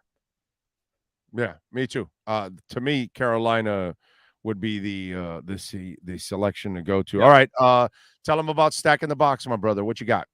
I will. By the way, if Lamar Jackson, the Ravens, if that doesn't work out, watch for Atlanta. Atlanta? Yeah, I would keep that in mind. Although I think they're going to tag him. They're definitely going to tag him. But if it'll get ugly whether he reports or not, and then that kind of stuff. They're going to tag him. But if it doesn't work, if they can't come to an agreement and things go sideways, don't forget how aggressive the Falcons were with Deshaun Watson. Right. And he went to school in Louisville. It's right down the road. They got an offensive coach. They need a quarterback. They got cap space. They've got picks. Atlanta makes a lot of sense. But in any event, Stack the Box, Tuesday at noon Eastern, every single Tuesday. It's on YouTube as well. You can subscribe there. You can check it out. Please do. We got over 6,000 counting, which is fun. The column goes up every Monday morning, covers the whole league. So there's plenty to get to. And I'm going to be doing features throughout the offseason. So there's going to be a lot to hit throughout the year, and I hope everybody comes along for the ride. By the way, how big of a train wreck was it for you watching those Tua interviews on Radio Row? I'll tell you, man, I was so busy. I never got to see him. I was so busy. I'll have to go back and watch him. But it was like a car wash for us. I mean, at one point, a guy sat down, and I was like, who, whatever, I don't even know this. And then I looked at him and realized it was Justin Fields. And he's like, hey, I'm ready to. And I honestly, man, it was Friday morning. I was so tired. I looked at the guy sitting next to me, and I just thought we were partnering with Special Olympics there. We were doing some stuff with them. I just figured it was like somebody with them. And then I looked at I was like, it's probably just like an exec or whatever. And then I looked over again. I'm like, oh, hey, man, how you doing? You ready to talk? By Friday, you're just cooked. You're totally cooked. I know. Been there, done it. I know how it is. Yep. It drives your ass crazy when it's all said and done. But, hey, New Orleans next year for you. Vegas, then New Orleans. Oh, Vegas, then New Orleans. Okay, but either way, I'm good. The next 2 years are going to be great. I'm looking forward Vegas to it. and I'm going to New be Orleans, drunk by the time dude. I leave Vegas. Although Phoenix is a cool town. Phoenix was great. Phoenix Yeah, was great. I like all the Super Bowls I've covered, my two favorite to this point, ironically, she's won them both, but Phoenix and Miami. I just thought those cities did the best jobs. I really enjoyed them. Yeah. Well, I'm biased, obviously, with Miami, but I went to the last Phoenix one in 2015, and I had a really good time. And the city did it right. It's a nice, it's a really cool city. It's clean. I like it. I like Phoenix. They do a good job over there in Phoenix, man. Very good. All right, follow him on Twitter at Matt Verderam. And, of course, you got to subscribe, read, download, Stack in the Box. Matt, we'll catch up next week, my friend. Appreciate you. Take it easy. You got it. There you go. Matt Verderam. Red Recover right now, 30% off. Take advantage. When it's gone, you're going to be pissed. And if you're dealing with pain right now and discomfort, and maybe it's a shoulder injury, an old injury, old surgery, Red Recover can help you out. It can help you optimize your workouts. You can use them before and after when you're playing your, pickleball or tennis or weights or whatever it is, running, jogging, whatever it is you do. Man, these wraps can help your back, your neck, your shoulders, arms, you name it, knees, ankles. We've got a wrap for anything and everything. We've even got one for the ladies. We've got a pad that you put over your face for your crow's feet, for the wrinkles and all that stuff, man. It helps make the wrinkles disappear, which is a beautiful thing. Red light therapy, it can even help you. Let's say you're about to have surgery, or you just had surgery and you have a fresh scar. Not if the scar has been out for years and years. That's already done. You're toast there. But if it's a fresh scar, man, red light therapy can actually help you make that scar disappear. It's also great for dogs. We have wraps for small dogs and for bigger dogs because of their hips, and they have hip issues. One of our listeners has a little Yorkie, and he had broken legs where they put rods in there, and he was having trouble moving around. He put the wraps on the dog, and the dog now is having, it's a lot easier for him now moving around. He's happier now. He's feeling less discomfort because the wraps get the blood flow going. Even my man Sean Stanley, who's got one knee that is bone on bone, that is really hard to fix. At least the wraps help alleviate that tension, that itis that you get from bone on bone rubbing. Well, it gets the blood flow going. It alleviates the discomfort for him, so he's able to, move around a little bit better with that knee. It can help you in so many different ways. Go to redrecover.com, check out the blogs, check out the video blogs, get 30% off redrecover.com. This has been The Huddle with NFL reporter Matt Verderam. RedRecover.com helps pros and everyday warriors heal on the go with their medical-grade, highly specialized devices designed for each area of the body. Go to RedRecover.com to learn more about red light with videos, blog posts, and over 40 years of medical research to treat pain, inflammation, and overall well-being. Welcome to Red Light Therapy, a revolutionary technology perfected by NASA to aid in muscle strengthening and recovery. Red and infrared light has the capacity to penetrate deep into the cell's mitochondria, potentially leading to increased energy, faster recovery, and the optimal performance your body demands. Train, fight, recover.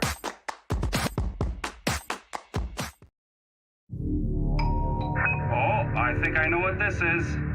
Houston, we have a package. Hello?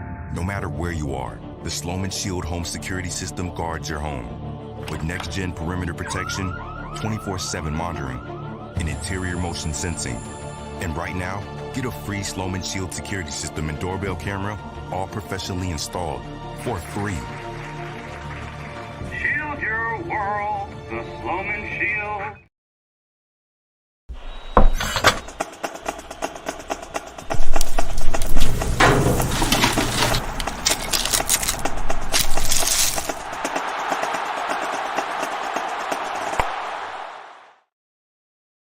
There's no need to drive around South Florida wasting valuable time looking for a new or certified pre-owned Acura. Go to the #1 volume sales dealership in the Southeast United States. Craig Zinn's Acura of Pembroke Pines. Purchased with pace and space in a dealership tailored to your needs. From home buying to providing that personal touch. Contact the 2020 Satisfaction Award winner Craig Zinn's Acura of Pembroke Pines. 888-776-5123. That's 888-776-5123. Or visit them at 15601 Pines Boulevard in Pembroke Pines.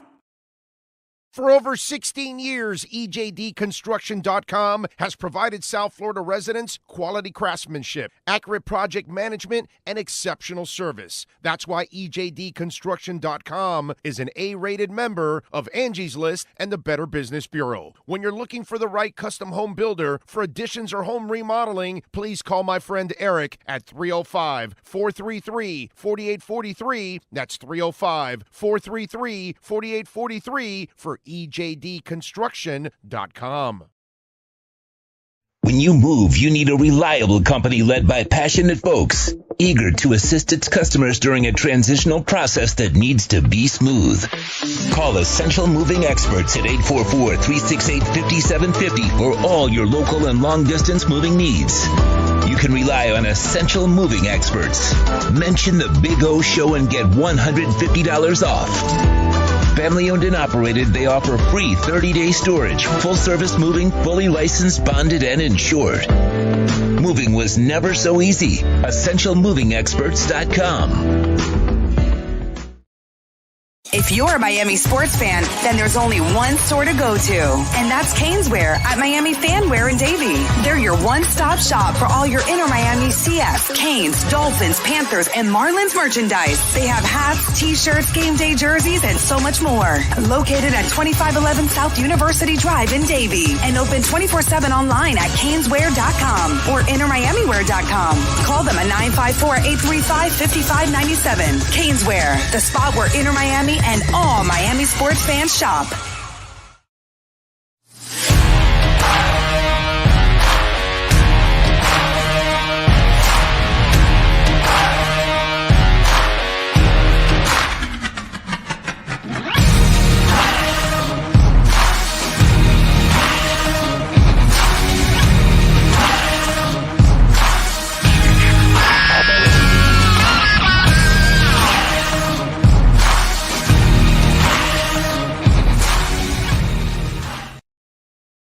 Statements or beliefs expressed on the following program by the host, guests, or callers are not necessarily the opinions of FantasyXS.com, Media Group Inc., ownership, management, sponsors, or website. When it comes to South Florida sports teams, very few in the media have witnessed, lived, and covered it like the Big O. Let's start the program dedicated to your favorite South Florida teams with a passion that's unmatched. The Big O Radio Show is on. Here's the Big O. All right. There you are. There we are. We're ready to rock and roll. Yes, sir. All right. What do we got here on the chat? Why is Red Skeleton all over the place? Why is he spamming? Anyway, Fangio is the Dolphins. He was already the Dolphins DC. I'm not sure why some of you are so freaked out about the announcement. No big deal. Fangio signs. Okay, thank you. Appreciate it. Let's see. What else do we have here? The missed calls back in the day were not as egregious because that wasn't HD and frame-by-frame technology like is now. It happens. There's been a lot of bad non-calls, bad calls all throughout history. I mean, it is what it is.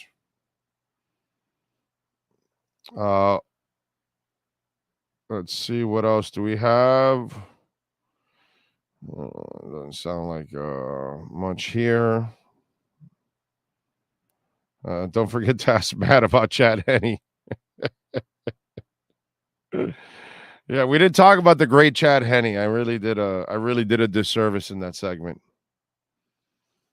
Let's see. Finally, no more cover O nightmares. Yeah. How about no sacks in a Super Bowl? Just saying. Oh, R.I.P. Oh, yeah, I know. I saw Conrad Dobler. I thought he was older. I think he was like 74. I think he passed away at the age of 74. And I said to myself right away, I go, man, I thought he was older, actually. So 74 is pretty good, right? Pretty good. I mean, every day we're above ground is a good deal. You know what I'm saying? But yeah, 74, not bad. Not bad.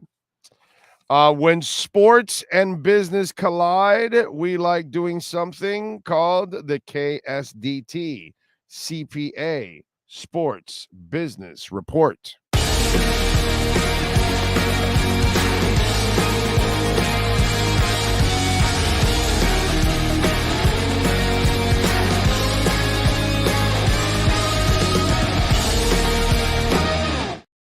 Alrighty. This is an interesting story. I don't know if you know about this, Sean. You can give me a thumbs up if you want.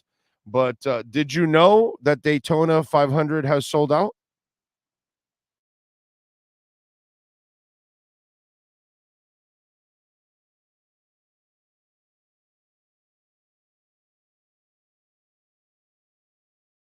Did you freeze?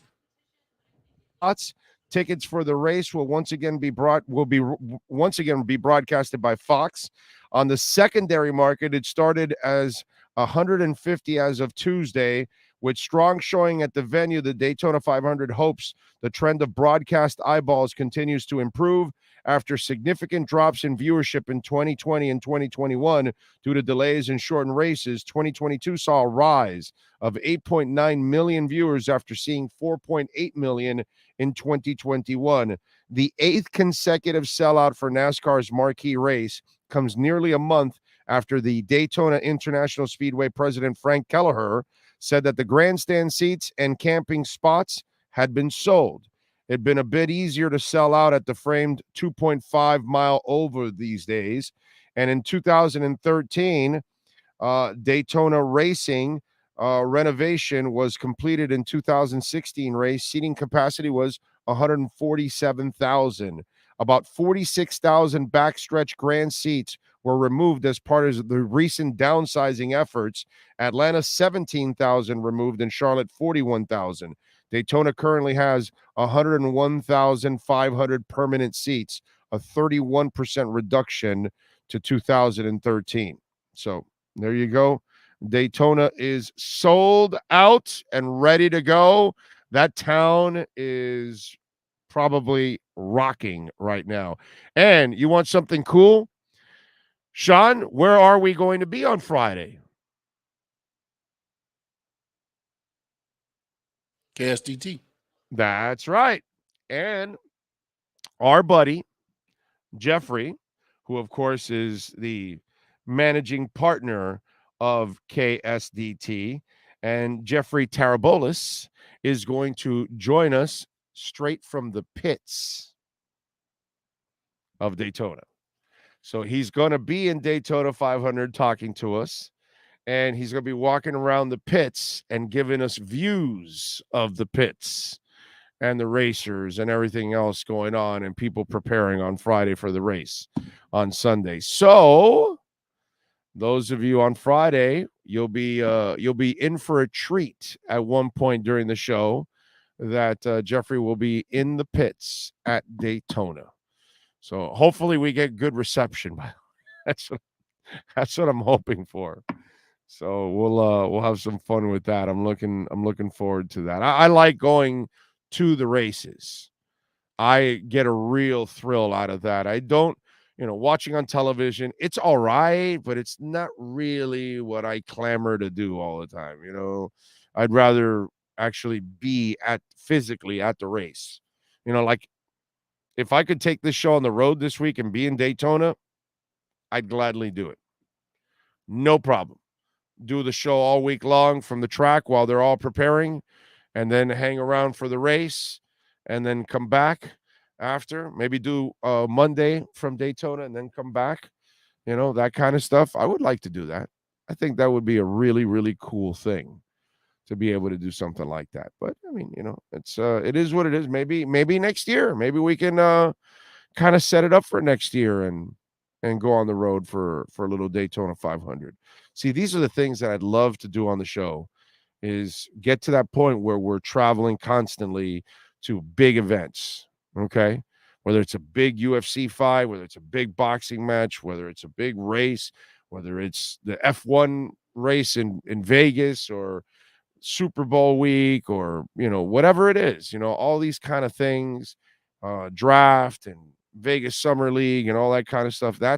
That's where I would love to have the show, at that plateau where we're constantly traveling and going to all these events and being at all these events and covering it for you guys. That's where we'd like to be.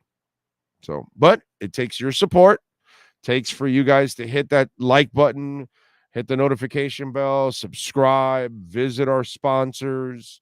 If you live here in South Florida, Dade, Broward, Palm Beach, KSDT, use them as your accounting firm for your personal taxes, for your professional, for your business taxes, you name it. That's the important part, folks. If you want us to, grow and cover these kind of events all over the place in all different sports, that's what we need. We need a little support from you all. Omar Kelly, by the way, is set to join us at the top of the hour, so we'll have a little fun with Omar.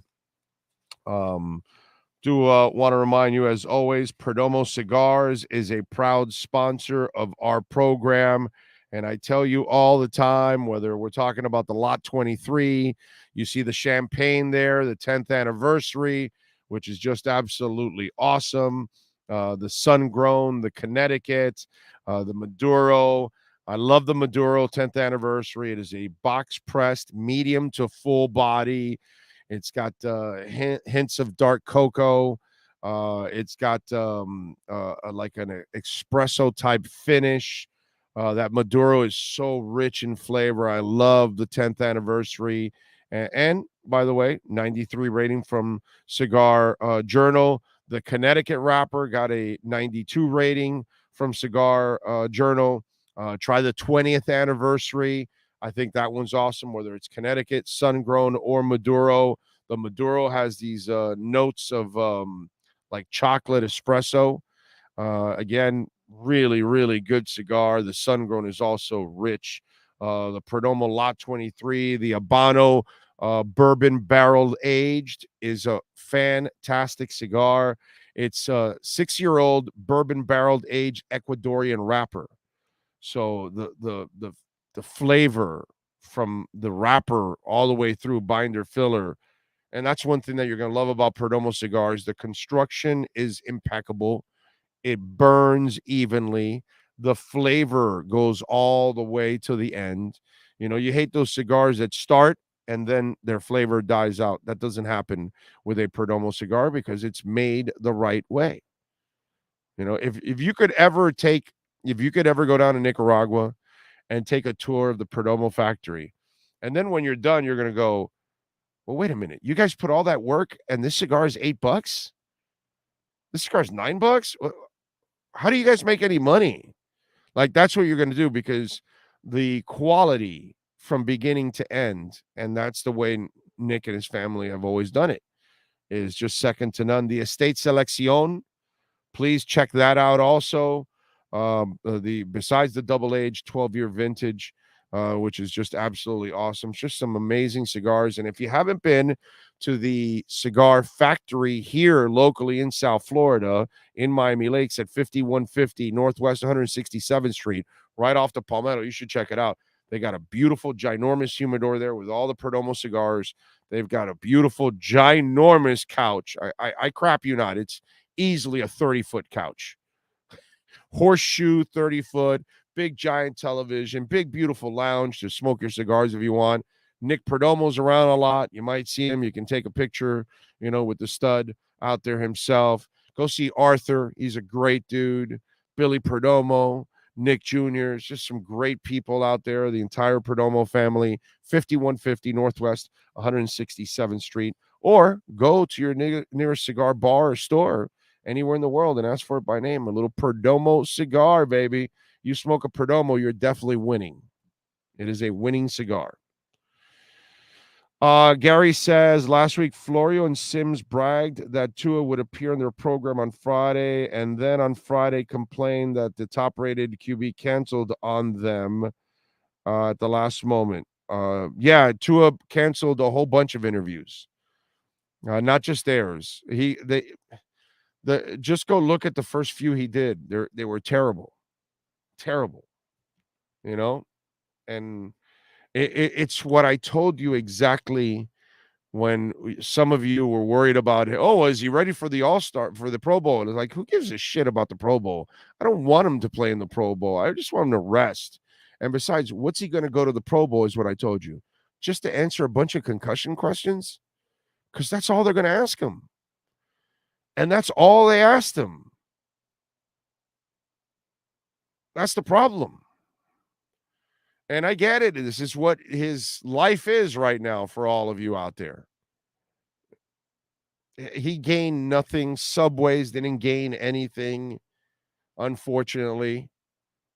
You know, Subways deserved better. Not that they're my sponsor or anything, but I work with sponsors, and I kind of get it, and I kind of understand what Subways was trying to, accomplish, and it just wasn't a good combination for them, unfortunately, because Tua was in a terrible spot. And then the questions that were asked were just silly, man. So it was just it was a bad experience. He didn't need it. It was just aggravation. And so he canceled. That's all.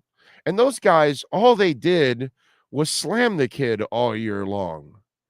In fact, I don't know why even Tua, I don't even know why Tua's people, it's not Tua, but I don't even know why Tua's people put the interview together in the first place.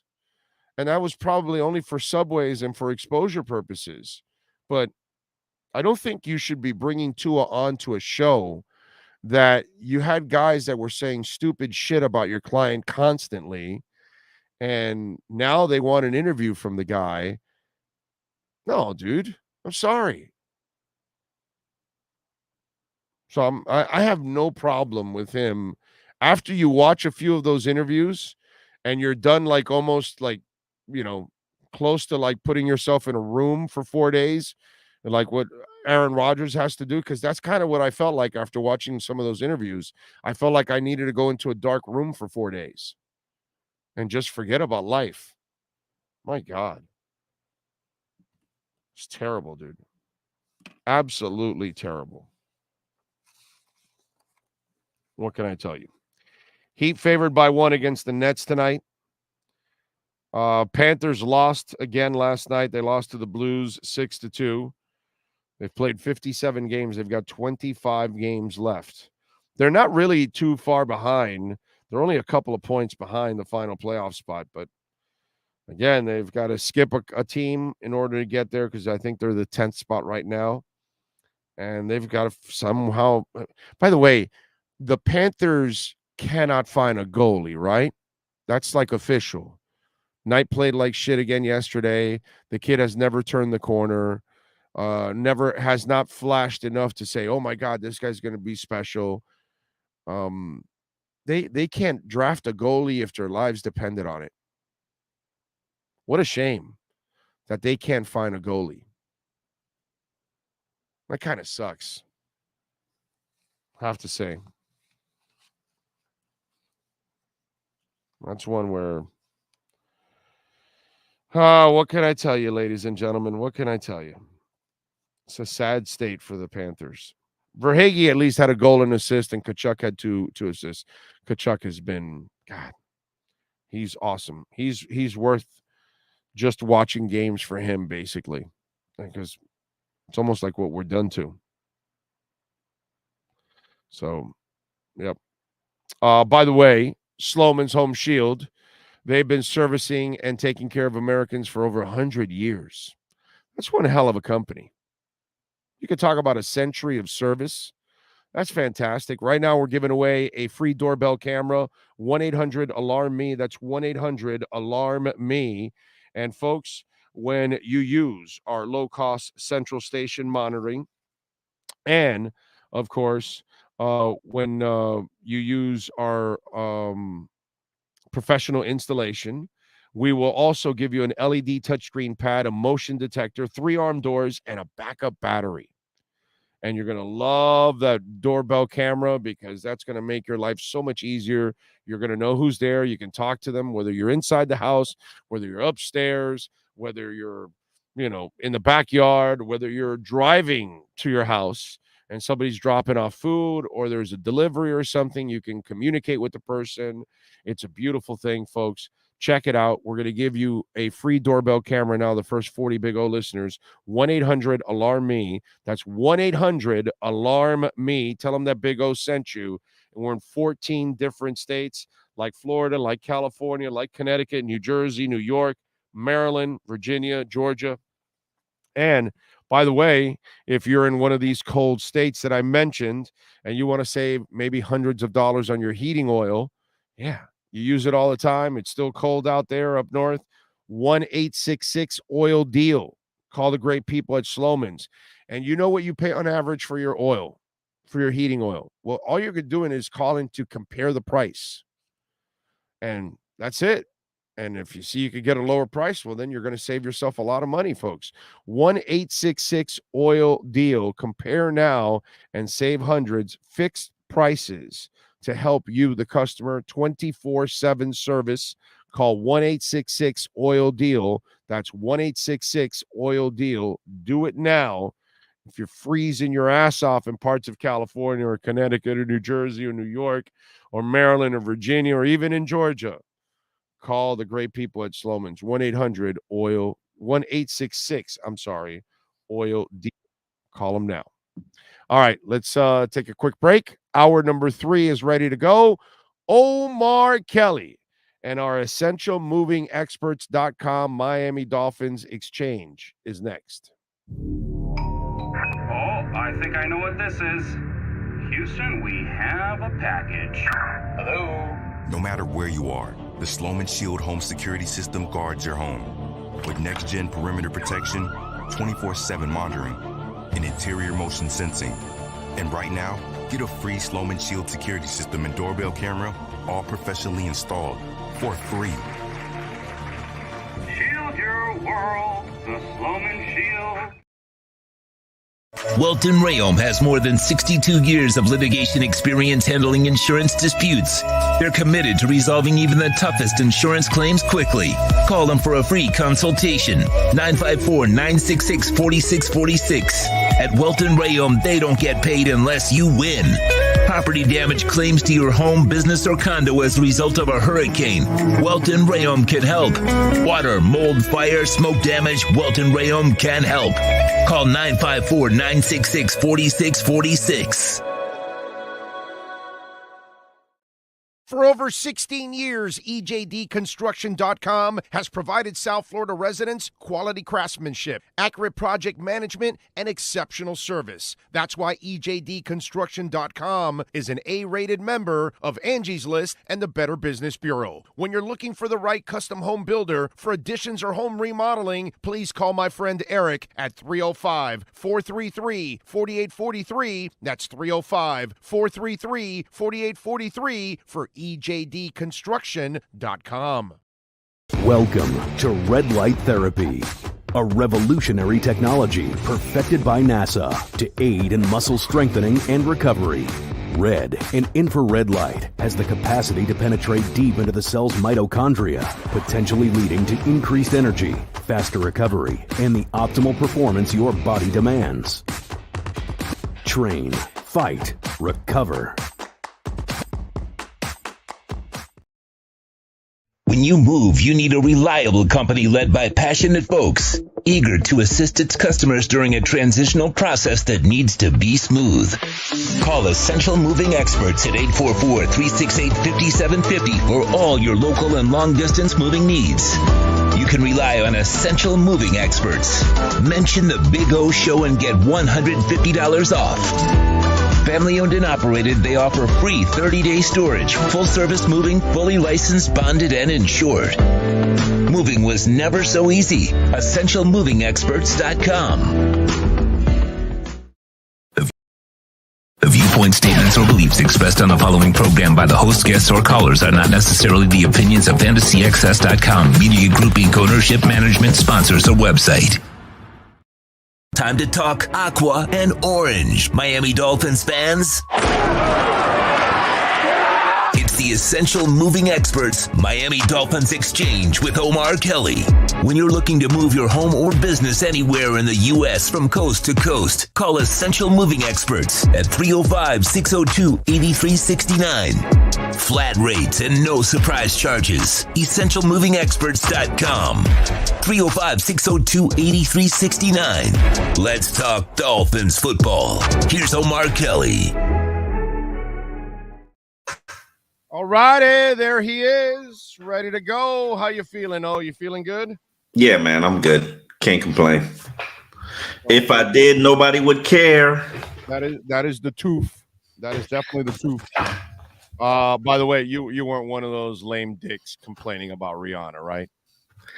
No. The whole time I'm watching the show, my wife is telling me, like, well, one, I'm dancing with my daughter, who's soon to be 2. And she's just absolutely, she just wants to get up and dance, and she wants daddy to put her on his shoulders and dance with her. So we're doing that. But my wife is telling me she's pregnant. She's pregnant. She's pregnant. And it's so distracting. And then you're just watching her like limit her dance movements because obviously she's pregnant. It's funny that she still hasn't come out, or her spokesman hasn't come out, or to my knowledge, and acknowledged the fact that, yes, Rihanna is pregnant with another child. Because if she's just carrying the baby weight, and that was what was... No, that wasn't baby weight. She's pregnant. Yeah, I say the same thing. But by the way, I commend her for that because, one, I commend that we, allow her to still do her thing. I thought she did it in a very classy way, by the way. I thought it was well designed. I thought the dancers around her, really, I thought it was choreographed awesome. And then at the same time, if you've got that close up, you could tell that when she's elevated, those things are like, they're kind of moving around. But she was strapped in on it. I mean, it's not the first time. But you're strapped in. You're pregnant. Yeah. You're in front of billions of people. Yeah. You still have to keep your composure. So give her props. Okay? No. I definitely think she deserves her props for the show. I mean, the baby steals the show, and that's what everybody was talking about after the Super Bowl. So, I mean, mission accomplished. But think about it. She committed to doing the Super Bowl probably 4 months before she was pregnant. I'm sure she never really thought or whatever. I don't know what their plans are. So, sometimes you can't plan that, bro. Yeah, no, hey, listen. Props to her for continuing to do the show. I will acknowledge this.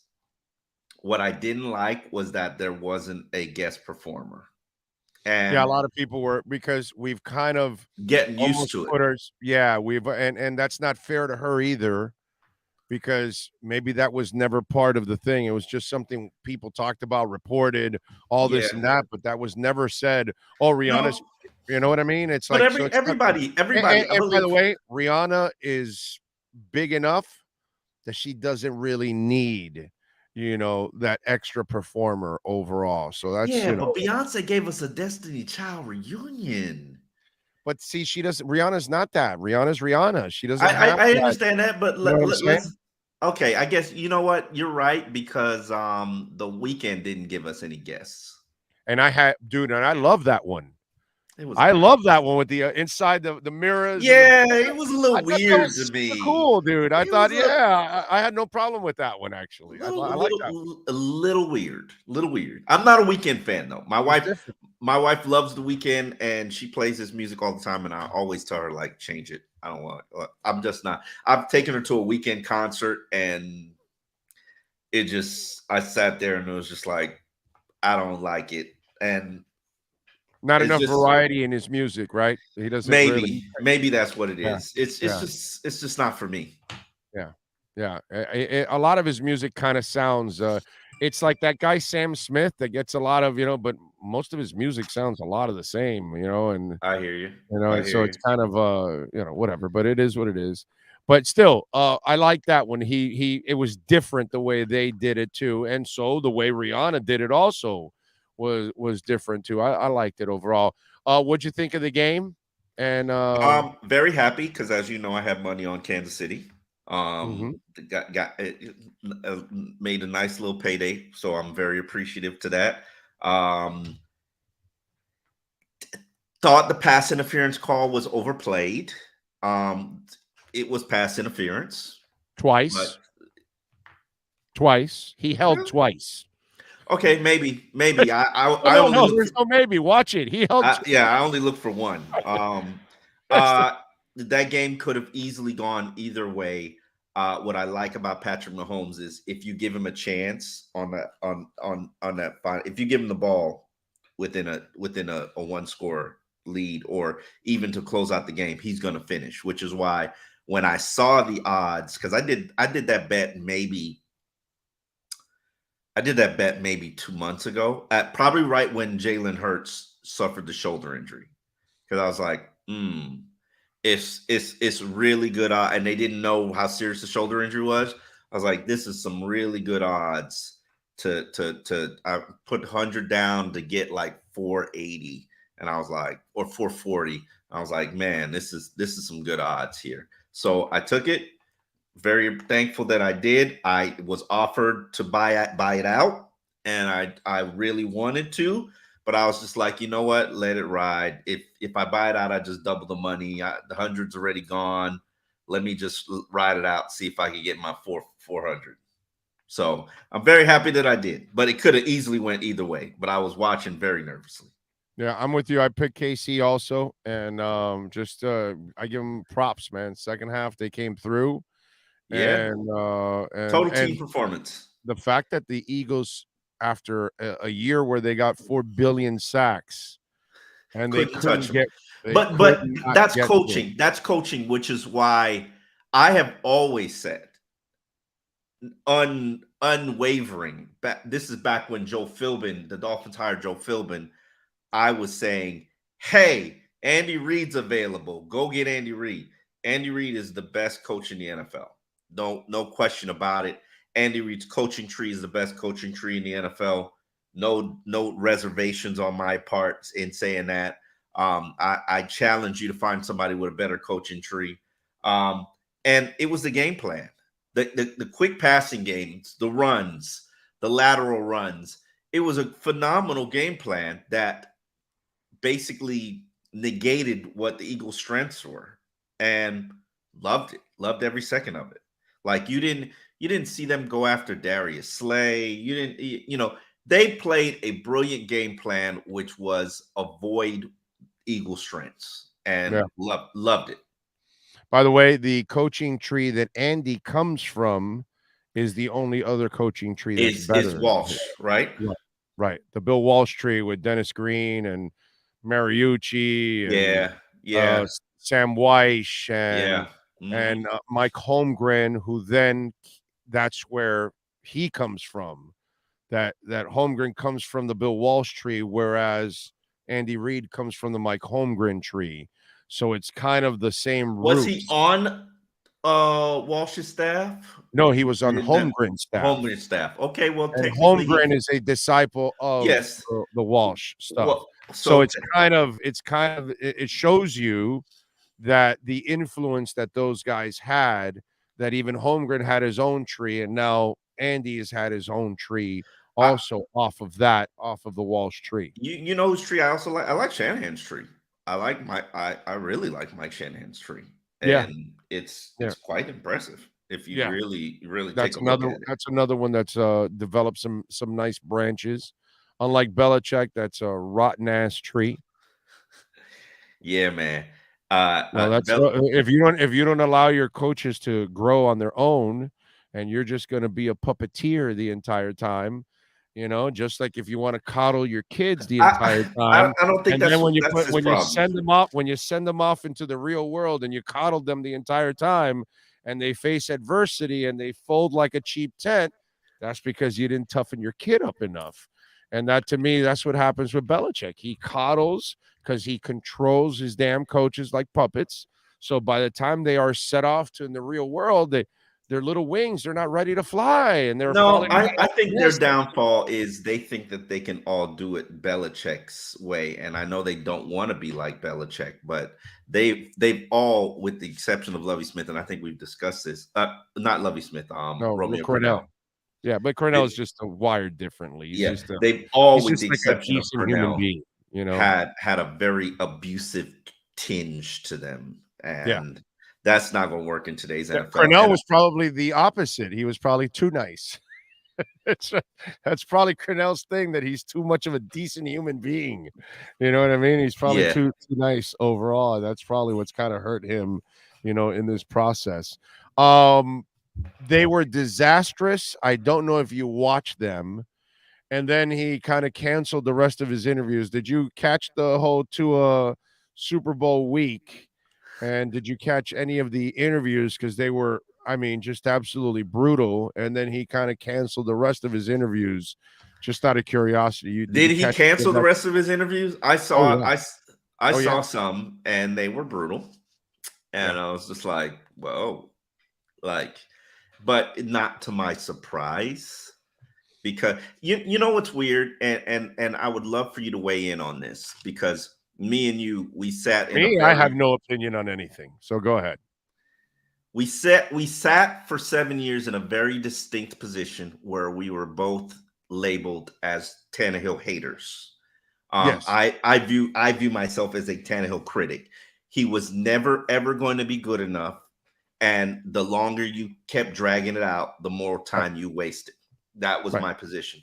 For 7 years, we did this song and dance for 7 years, never going anywhere. And what really bothers me was from the, and I said this earlier this week on Twitter, from the national media standpoint, you never heard them say, Dolphins better go get a better quarterback. Dolphins free agent. Dolphins should be exploring this free agent. Hey, this quarterback in this draft. I remember I drafted quarterbacks for the Dolphins in my mock drafts and was like, hey, you guys should think about taking another quarterback. Remember the Joe Philbin, Derek Carr flirtation? I was like, yeah, do it. You like him? Go do it. Go ahead. Go for it. And the national media never once in 7 years, including his injury stint, said, hey, Dolphins should be exploring a replacement. Dolphins should be trying. In fact, they were suckered by Tannehill. They were even suckered even more. I don't know if they were suckered by. Nobody ever believed in them because they were not relevant. But let me get to my point. That's 7 years. 7 years. Now, Tua has had 2 years as a bona fide starter. I'm not counting his first year. 2 years as a bona fide starter. He was like the 16th ranked quarterback in the NFL his second year, and he finished as the number one ranked quarterback this year. Now, we all know the narratives and conversations have been put to rest about his ability, his arm. What hasn't been put to rest is his durability and fragility. Okay, no argument there.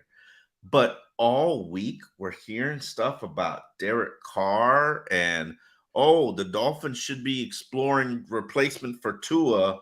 The Dolphins should be like, bro, it's been 2 years.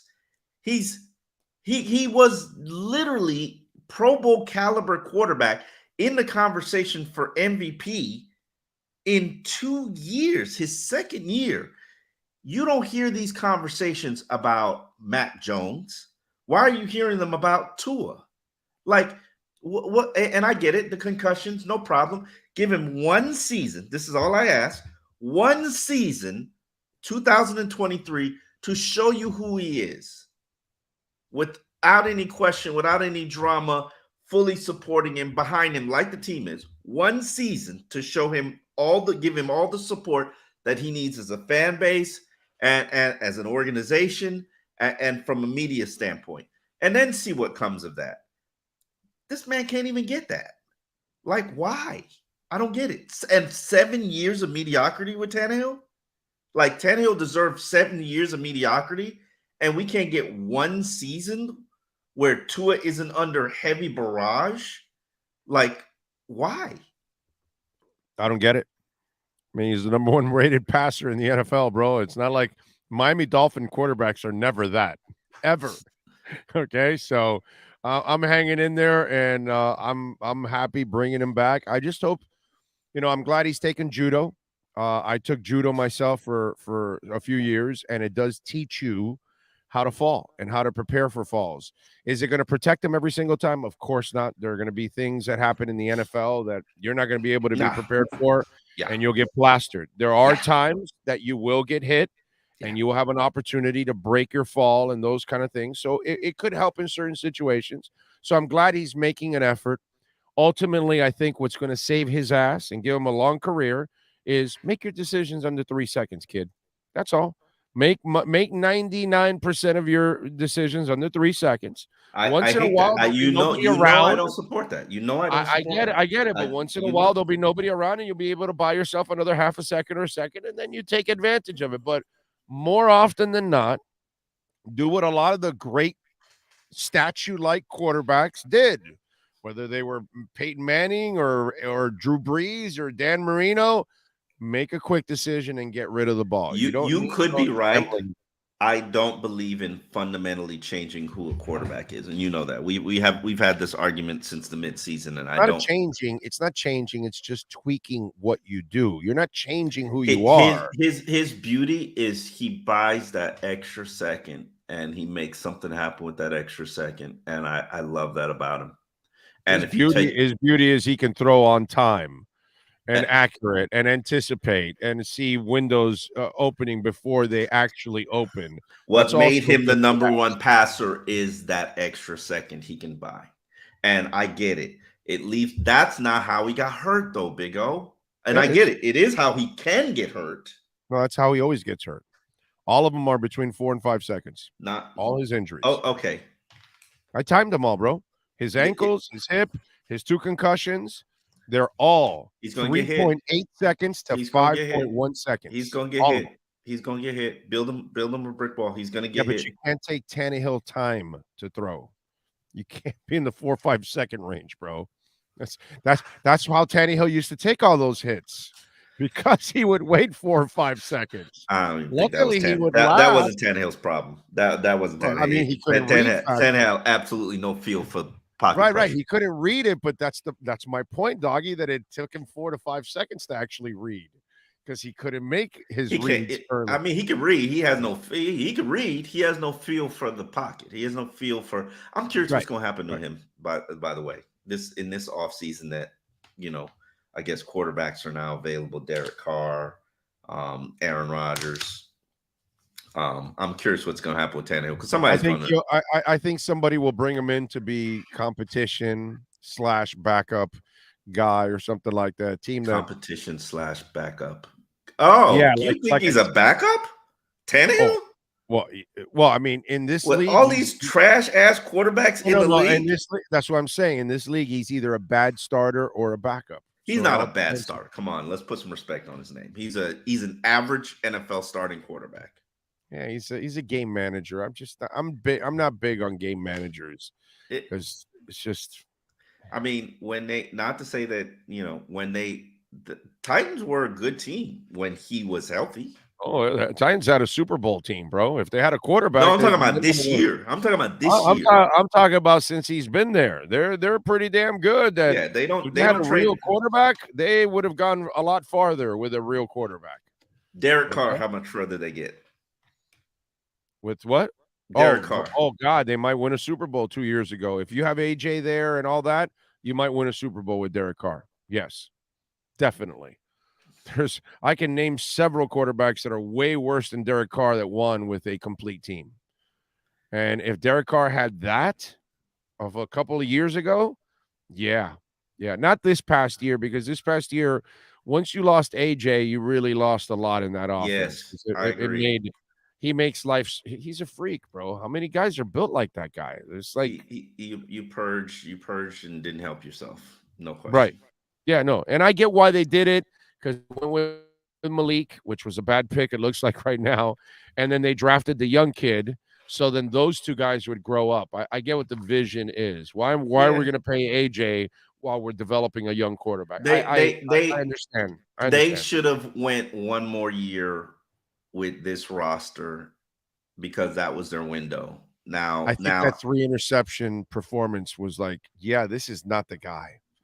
Like because the interceptions were really bad and you're like, wow, this team is really good, and this guy just effed everything up. And I think that scared the crap out of him, and they finally figured it out that, yeah, this is not the guy for pressure-like situations and that kind of stuff. That his brain's going to go scatterbrain, That's kind of the way it is with him. I mean, some of those interceptions, I'm not defending Tannehill. Some of those interceptions were like tips and shit, stuff like that. Were bad. So it wasn't. 2 of those 3 were absolutely brutal interceptions on his part. If you go back and look at it, Those 2 of the 3 were just atrocious, bro.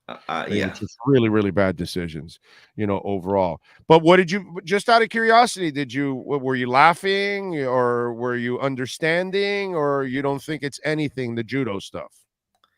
No, I know who Tua is. He's a quarterback who's going to do, if there's any chance that this is going to help me improve my game, I'm going to do it. Right. Love it. It's true. And I love it. If somebody came to him and said, "Hey, bro, judo can help you learn how to fall," he's probably like, "All right, cool, show me." And and I believe in the team around him. I believe in Nick. I believe in his father, Galu. This is a $200 million franchise. They're going to do everything that they possibly can to get you that extension. And if learning how to do judo, to me, I want to hear about the changing of the helmet, because he has to change his helmet. And supposedly one of his helmet is one of the most safest helmets out there. Supposedly, okay. Maybe that ain't working for you. I think what ain't working for him was that those were brutal hits, and he didn't have control of his body, and that head gets slammed. He might have to wear that neck thing also around his his helmet, between the pads and his helmet, so it moves less too, and it gives him some shock, just in case. Steve Grogan for the New England Patriots played with it for several years on the back end of his career. So it's been done before by quarterbacks. I don't know recently if we've had a quarterback that has worn it, but I do remember Steve Grogan wore it for a while. I'm curious to see what his approach will be. I'm dying to see this 2023 season, just because it's the year of Tua, and it's going to be his coming out party, in my opinion. Now, if he can't stay healthy, then it's going to be his goodbye party. But it's truly going to be something that I think South Florida will really enjoy. If he can, for me, as long as he can make quick decisions and keep himself clean. One of the things he did this year was he stayed away from regular injuries, which has really been his bugaboo his entire life. Yeah, you want to play hot potato. It hasn't been about concussions. So if you can stay away from the head trauma, and then you stay away, if he stays away from head trauma this year and injuries, he'll go for 2 years without busting something up, ribs, finger, whatever. You know what I'm saying? So that'll be a step in the right direction for him, actually. I'm just saying. Yeah. So I know people say, well, it's injuries. Injuries are injuries. Oh, it doesn't matter if it's his body or his head. I got you. I get it. But it was a different issue this year. And maybe it was also a lot of bad luck too, because the rest of his career wasn't filled with a whole bunch of concussions. I mean, we can call it bad luck, but some people just don't have a durable body. And I could tell you, Garoppolo Garoppolo. Okay, that's fair. Oh yeah, Jimmy G's available too. I'm curious to see Jimmy G, where he's gonna end up. I am. When we had just had Matt Verderame earlier, and I agree with him. It's Aaron Rodgers, Jets or Raiders, and then Garoppolo is the fallback for each of them, because it looks like where's Derek Carr going? And Derek Carr looks like, first New Orleans, but now Carolina's really interested. So he has to decide between Carolina and New Orleans.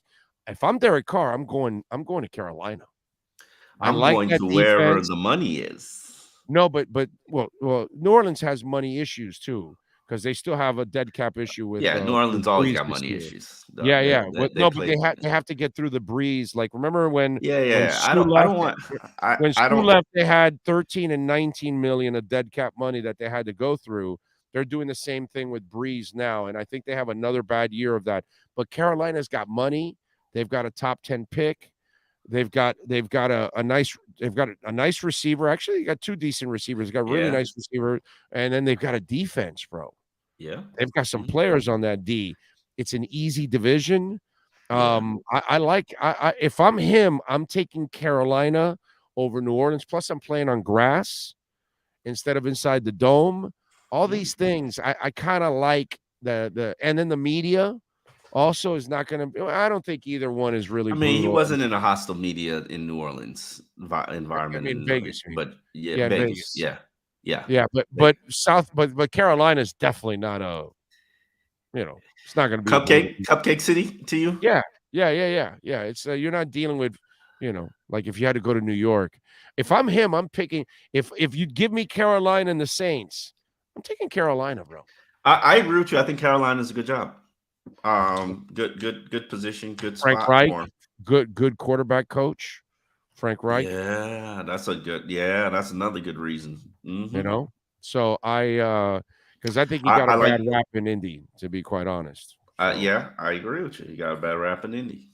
Yeah, we're aligned there. Today, we're the listeners are going to be upset because we're not arguing about something. We have to find something to argue. We agreed on Rihanna.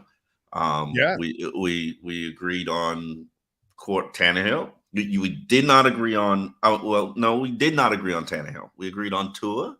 We need something to disagree on, because the people who come and listen to this podcast are going to be very disappointed. And we agreed that it was a penalty at the end. Damn, we agreed on that too. We agreed. Kansas City, better team. This is going to be a very disappointing. What's your number one need for the Miami Dolphins in free agency? Now you're gonna do it. If there's a position, I would love to say offensive line, but I'm going to resist because they've shown that they can go find filler shit. I'd go with Snell. Think about it, doggy. You now have a unicorn, because if Armstead's healthy, Connor and Hunt, you kind of have your unicorn.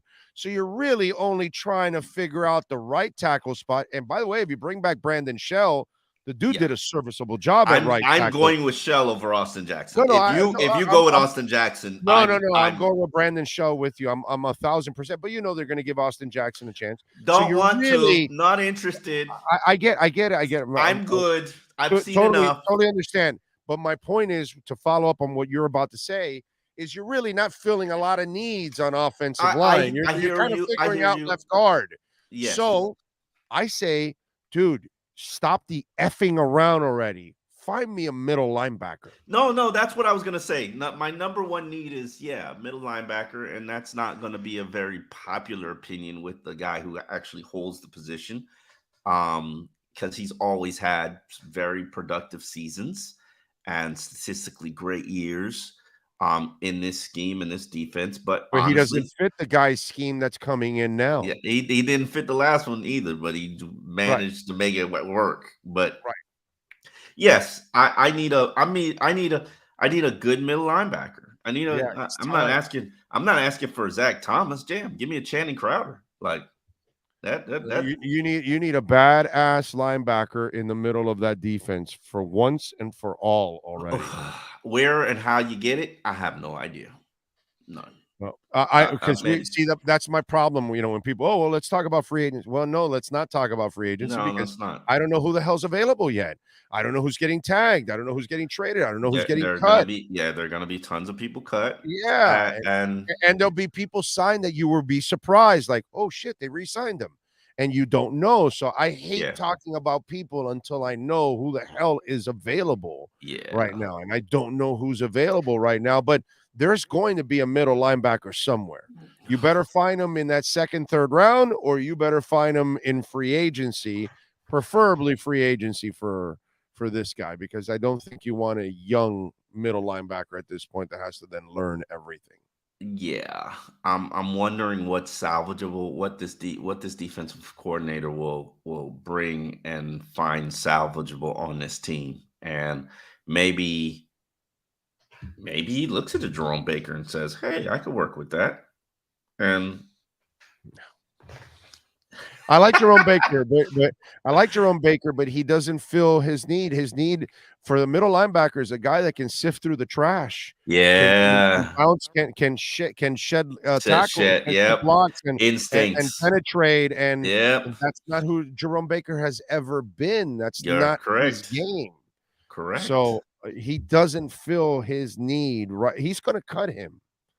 Is what I think is going to happen. I think Jerome Baker gets cut. I really do. I think he's part of the casualties this year at linebacker, because I think you're going to be using a lot more of Phillips and Chubb as your outside guys, and I think you're going to try to find more of a traditional middle linebacker that can truly run and has size and can, shed some tackles and things like that. I think he's going to try to find that. And I don't know about that, bro. Chubb's going to be a backer. Yeah. Right? Yeah. And Phillips too.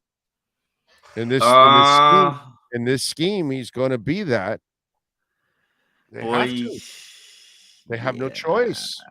Plus, I don't think in a 3-4 you want to put Phillips on the line. Jerome is you know what I'm saying? Because Sealer and Wilkins definitely will be on the line for you. Sealer, right? Wilkins, and Agba, yeah. And Agba, and then you've also got Raekwon. Hold on, yeah. I think that's kind of what you're going to have there in that rotation, that whole thing, and then you got to have the other two guys play back. And I'm expecting Chubb to have a really good season because now his coach is here. So he should know how to use him. But Phillips, you can't put him on the line because that athleticism, you have to let it grow. And I think he's going to become – I think he has a lot of the JT elements to him. So I think you're going to want to free him up a little bit because I think he's going to be a terror. I really do. I think Jaelan Phillips. No, I think Jaelan Phillips is a star too. I think he's going to be one of those players that blossoms in a year or two. I was in fact a little disappointed at what his level of production. I in fact told him this. I was like, bro, you missed a good half dozen sacks, quarterbacks in your arms. Yeah, but he was right. He was right there. But his effort, God, bro. But so impressed with him. I think he's really going to blow. I think he is. It's only 2 years, bro, and I think he's just building up the. He's got to body. He's got to learn to finish, bro. He's got to learn to finish. That's the difference between you being a good, promising player and an elite defensive lineman, defensive player, a guy that's household name. He has the talent to be a household name. He does. Oh, yeah. Yes, without a doubt, and that's why I was I was just a tad disappointed last year in what we saw from him. And no complaints, because I'm not saying it's a bad season, but I know what kind of talent I'm looking at. I know what kind of talent I'm looking at. No, but I have no problem with his second year and what he's done. I have more of a problem with Raekwon Davis, who does not live up to his draft status, and flashes. No, he lives up to his draft reputation. Yeah, that's true, but not his status. Okay, he lives up to his he lives up to his draft reputation. Right. I can't argue with that. I can't argue. He's a two-down player. He's a two-down player. And the motor was always a question mark for him, and that's what it's been, because he will flash, but there is no consistency in his game. You know he has it in him to become dominant, but I I don't even see Daryl Gardner like impact. Like Daryl also had problem with his motor. The funny thing is, he's not even Jordan Phillips good yet. Which is crazy. Which is crazy. Right. Yeah. But, like, to even say that is crazy because Jordan not Phillips. Even Godchow. Two guys that you pick later on. Nah. We're not going there. I got more consistency out of Godchow than I've seen out of Raekwon Davis every day of the week and twice on Sundays. Godchow never played I disagree with you, bro. Godchow never played on a good defense, and but he played well for what he was and where he was picked. He played well for the Dolphins, and he's done a nice job for the Patriots overall. Godchow has made way more progress than Raekwon Davis. Raekwon Davis is one of the most inconsistent players that the Miami Dolphins have. He might be one of the more talented players, but he has lived up to his draft reputation. You are correct, because he came in with the same kind of reputation of Daryl Gardner. But at least Daryl Gardner in those first couple of years, the motor was on more than Raekwon's has been on. That's all I'm saying. Yeah, this is a contract year, so you know what happens. Pay for play. So play for pay. So I'm curious to see what happens this year, especially it's going to be under new coaching. Well, I'm curious what other changes they've made to their staff that, because I didn't think their defensive staff was that good last year. So I'm curious. Levante David, by the way, somebody's throwing out there, could be a free agent. If he is, that might be. Levante's tried to come here a couple of times. I know his agent really well. And who's his agent? Name escapes me at the present moment. Ron Butler. Okay. Yeah. Levante's tried to come here a couple of times. In fact, when he just signed his deal, the Dolphins made him an offer. I just don't think at this age I'd do it. No, I'd do it. I'd bring him. I still think he has a couple of years left. For this defense, they need something. They need a badass. Yeah. So let me see if there's a couple of guys out there, I don't think he's more than 29 or 30. No, he's probably 30. It's probably what it is. I'm looking at his age right now. He is 33. Oh, he's 33. Levante's been in the league for a while. Yeah, bro. he's been in the league. Yeah, the other kid is younger, and he might also be let go too. White, Devin White might be also. No effing way. They have all kinds of cap issues, so they could be releasing all kinds of guys, maybe even White. I believe. Let me look at what his contract is. Levante. What is White's contract? I think it's he's got either. You're right. He is a free agent, I think. Yeah. I thought he either had a big cap hit left for this year, 1 year left, or he's a free agent. One of the two. Yeah, I think they restructured his contract in the roster because there's word that they may part ways with both guys. Yeah, the contract voids the day before free agency begins. Still in his late 20s, right? He's still in his late 20s. Who? You're talking about? White. You're talking about White. Okay, no. Let me look up White because I was looking up Levante's contract situation because you mentioned him. Let me look up. I think White has got either 1 year left or he's a free agent or something like that. I'm about to tell you. They owe him some big ass money. He should have 11 million. I think this is his 5th-year option. Let me look. 25. Yeah, this is his 5th-year option, $11.7 million. He ain't going nowhere, bro. He probably will force a trade, try to get a restructured contract. This is the first year he's going to make real money. This is his 5th-year option, $11.7 million.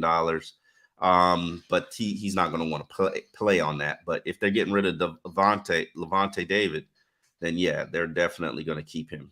What's their cap situation? Alf, by the way, is there. He says Raekwon Davis since day one has been asked to play zero technique and 1A and 1B. Those guys take beatings to make everybody else look good. Yeah, but I'm aware. He still doesn't make enough plays. He doesn't. He doesn't disrupt enough. He certainly does not. And that's my problem. If he's single blocked by center, he's losing. And listen, if he was the kind of guy that I looked at and said, well, he's only good at holding up a couple guys. Yeah. that's his thing, then okay, that's fine. But that's not Raekwon has the ability to shed things and penetrate and create some stuff, and he just doesn't do enough. He doesn't Let me clarify something I just said here in the middle of the line. Let me clarify something I just said here because it'll be taken out of context. Where I said he is, because everything's taken out of context. If he's blocked one-on-one on the center, he's losing. And the reason I say he's losing is because he should be dominating a one-on-one block by center and in the backfield every play. And he has that type of ability. Why we don't see it when he does get solo blocked, I don't know. And like I said, he has Daryl Gardner and yet I saw more of Daryl Gardner blowing shit up than I've seen from Raekwon.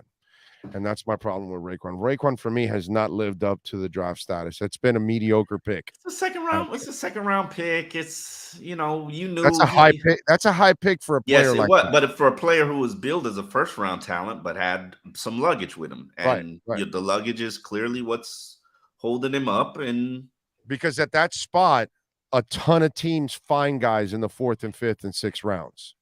There's a whole bunch of big fat guys that were drafted later on in the draft. None with that ability. Like Paul Soliai was like a fourth rounder, and he developed. It's like that. It's certain guys, you can find. Took him 3 years. The aforementioned Davin Godchaux was a 5th rounder and has become a really good player overall. Not a great player or anything, but for his draft status, he has overplayed his draft status. He has become a really good. He was another guy who got knocked for having some suitcases and of baggage, and I like Godchaux. I think he's a nice solid for a 5th rounder, bro. You can find the big fat guys. You can find them later on in the draft and develop them into. But if you take them early. When you take him early, 62 tackles and 1.5 sacks last season, 3 tackles for loss. Let me look at. So when you take a Raekwon Davis or anybody in the 2nd round, you have a really high opinion of that defensive line. Oh wow, Raekwon had 33 tackles, 1 sack. Yeah. No. Raekwon doesn't get it done, bro. He just doesn't get it done. It's the eyes see it. I don't even need to see the stats. I just watch the kid all the time, and it's a shame because there's the God-given ability is there. All right, tell them about I Am Athlete, my brother. What do they do to latch on and watch and support? This week we have Jermaine Dupri. Great episode. He's talking about his career. Legacy. It's a conversation with legends. Talks about wanting to do a versus battle, if we're still doing those things, with Diddy in Atlanta in the Superdome. So it's a good episode, good conversation. Legend talk. So, and next week is a pretty good one with Jadakiss. So oh wow, okay, there you go. All right, good stuff. I Am Athlete. Check it out at all platforms and subscribe. Follow my man Omar Kelly on Twitter at Omar Kelly. As always, thank you, my friend. Appreciate you. All right. There you go. The EssentialMovingExperts.com Miami Dolphins Exchange. You've been listening to the Essential Moving Experts Miami Dolphins Exchange with Omar Kelly. When you're looking for local, home, long moving services, or office relocation, call Essential Moving Experts at 305-602-8369. Flat rates and no surprise charges. EssentialMovingExperts.com. 305-602-8369. Miami Dolphins fans, follow Big O Radio Show on all platforms and keep up with your favorite NFL team. Dolphins 13 says Raekwon Davis, when they drafted him, was supposed to be Christian Wilkins duo in the middle of that defense, but he's not consistent, just doesn't have it. He has it. He has it in him. There's no doubt. Now, he can't find it. He can't,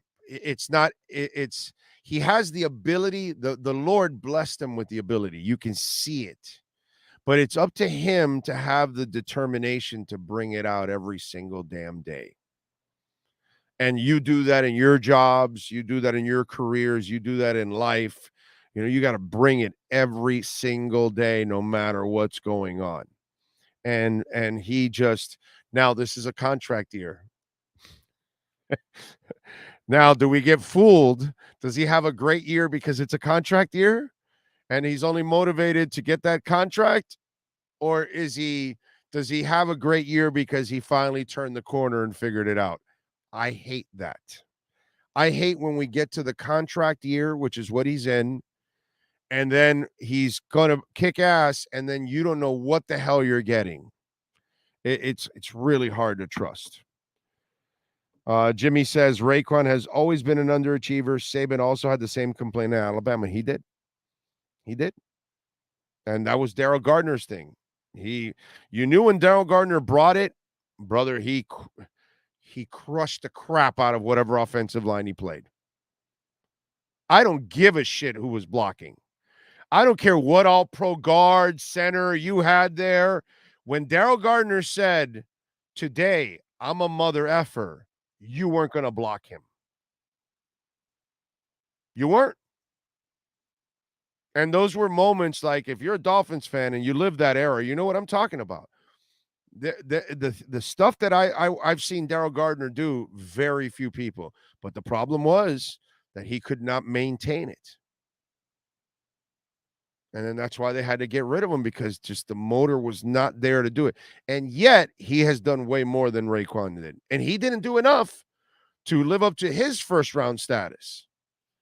That's why I didn't keep him around. And he developed a back problem from all the weight training and all that, because he was, Mr. Bodybuilder and all that. But you can see that Daryl Gardner had it, bro. It. And to me, Raekwon has it. It's just, where's your heart? Where's your determination to say, I'm going to be the best on this play in practice, on this play in the game, on whatever I'm doing, I'm going to be the best. And that's what Aaron Donald does. That's what Jason Taylor does. That's how all these guys that you see that have success, okay? That safety that the Miami Dolphins have, that's what that mofo does on every single down. Okay. And if you want to know why he's a great young safety, it's because he plays that way. Kader Kohou, he might hold and he might get caught with a hold here or there or whatever, but it ain't going to be from a lack of trying. He's going to get in that receiver's face. If he gets beat, he gets beat. Whatever, it happens to all corners. But it ain't going to be because, oh, dude, Kader Kohou doesn't look like he's not focused. Hell no, dude. He's always focused. Always focused. And that's the problem with Raekwon Davis. He's just not focused. He doesn't know how to bring it on every down. It's a shame because the ability is all there. You see it. It's obvious.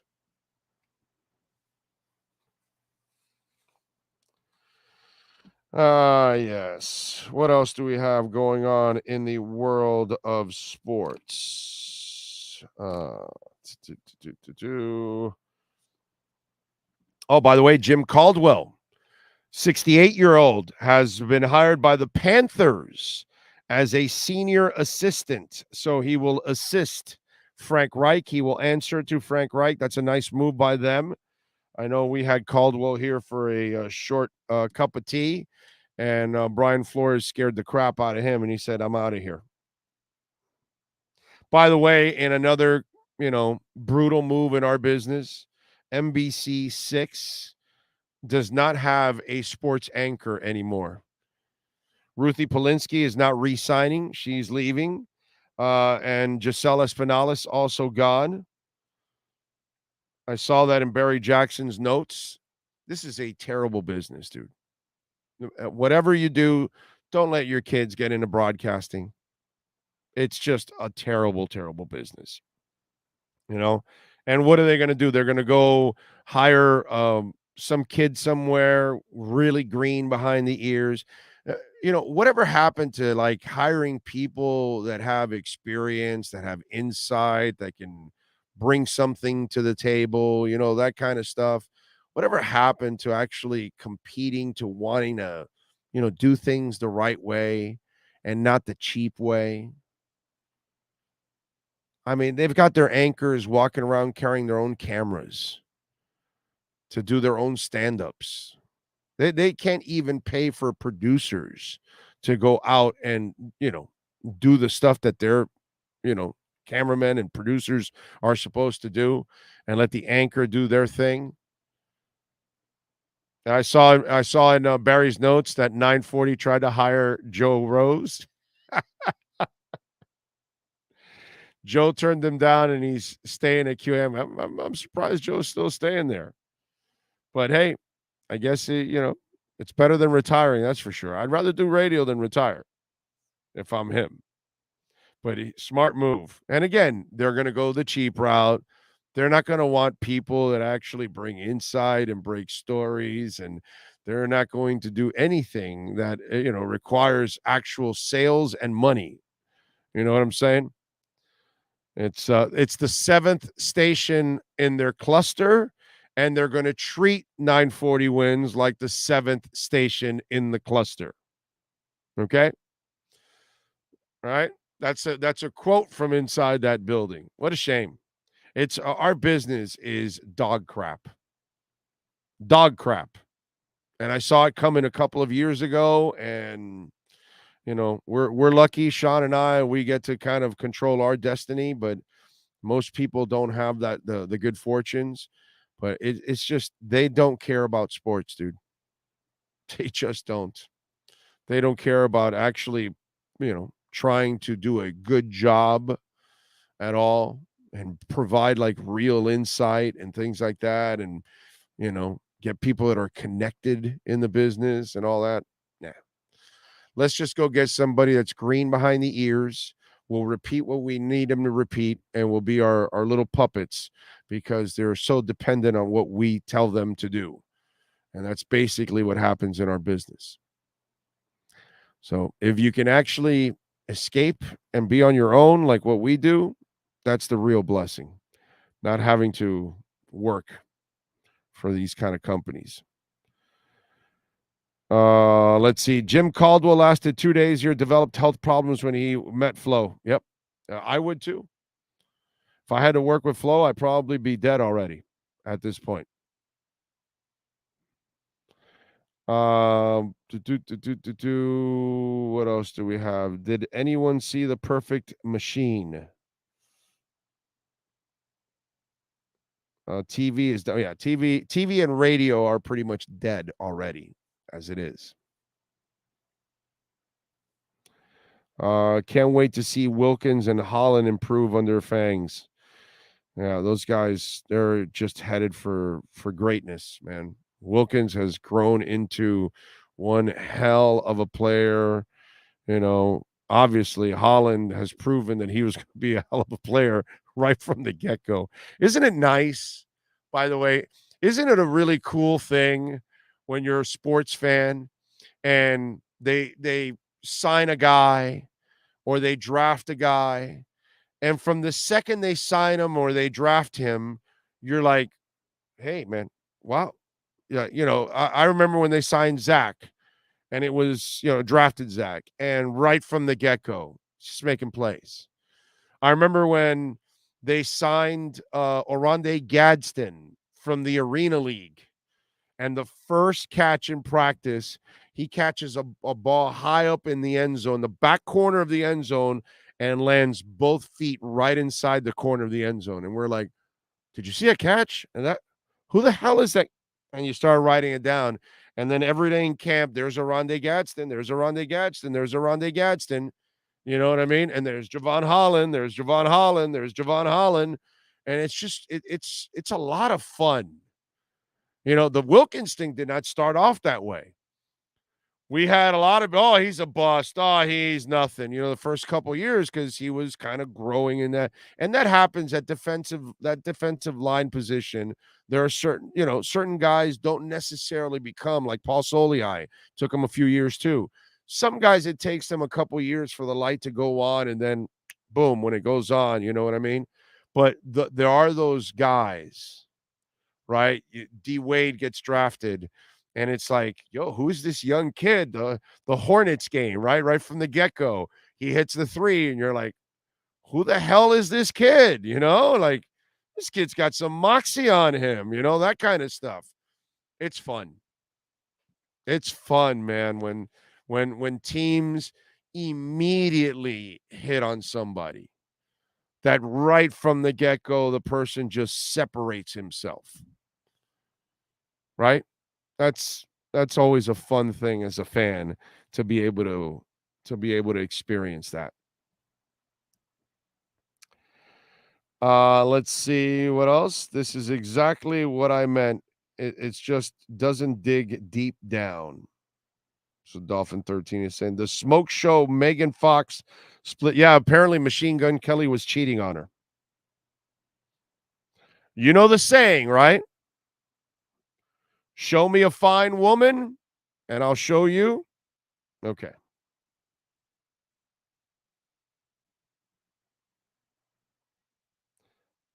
Same with Marino. Yep, exactly. Well, it was the Raiders game. He came off the bench against the Raiders. And the rest was history. What I like about the show is Big O talks about sports, money, world events, music, etc. One-stop shopping. Big O is the future.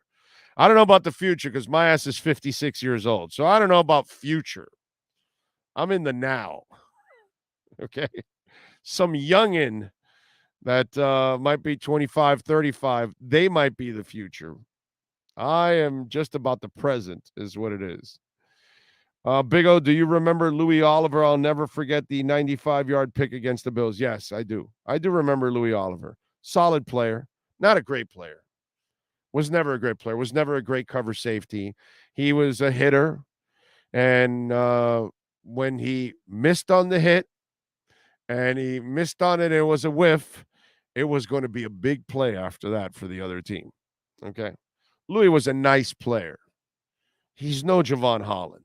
You know, it's kind of one of those things that the interception was beautiful and all of that.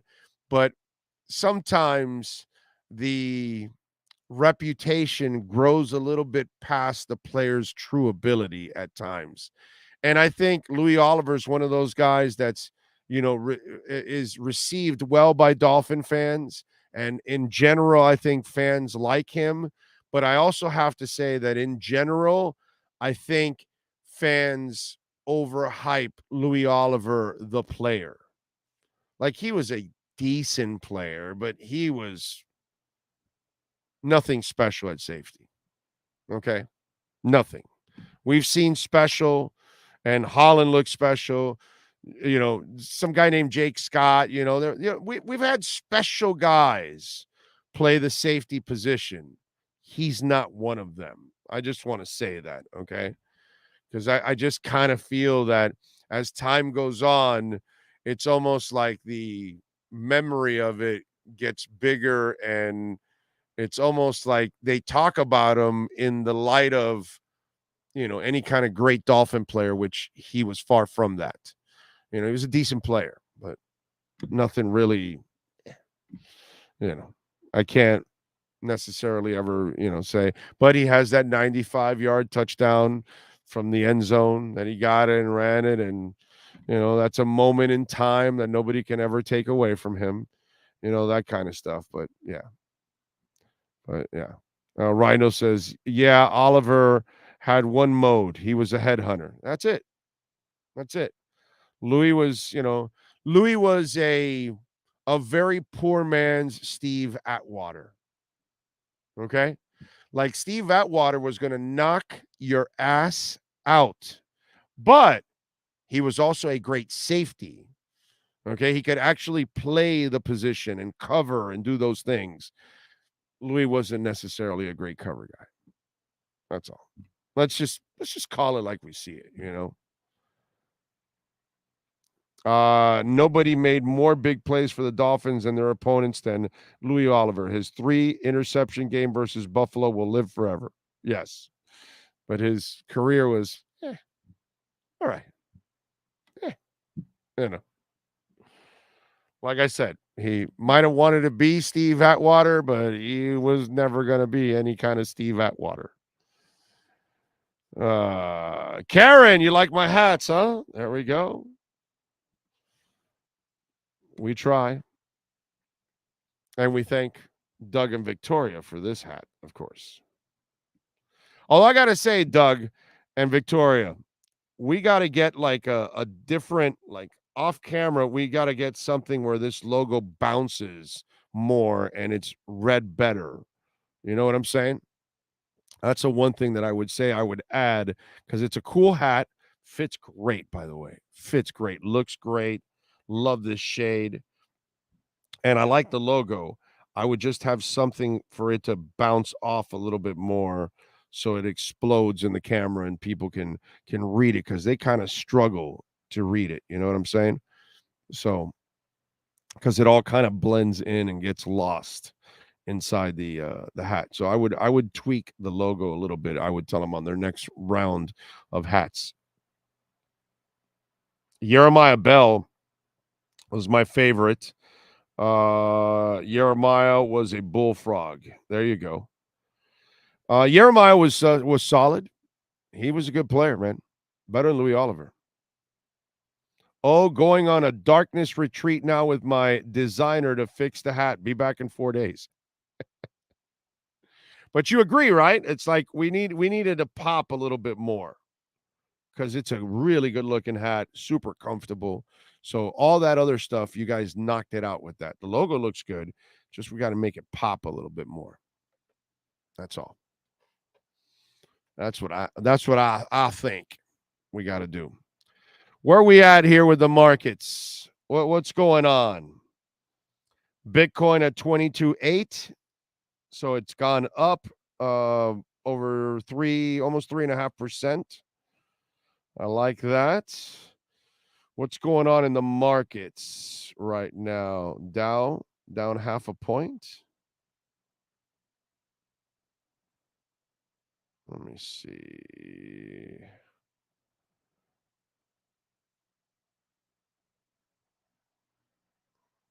Okay, what else do we have going on? Any major stories? I don't see any major stories out there, man.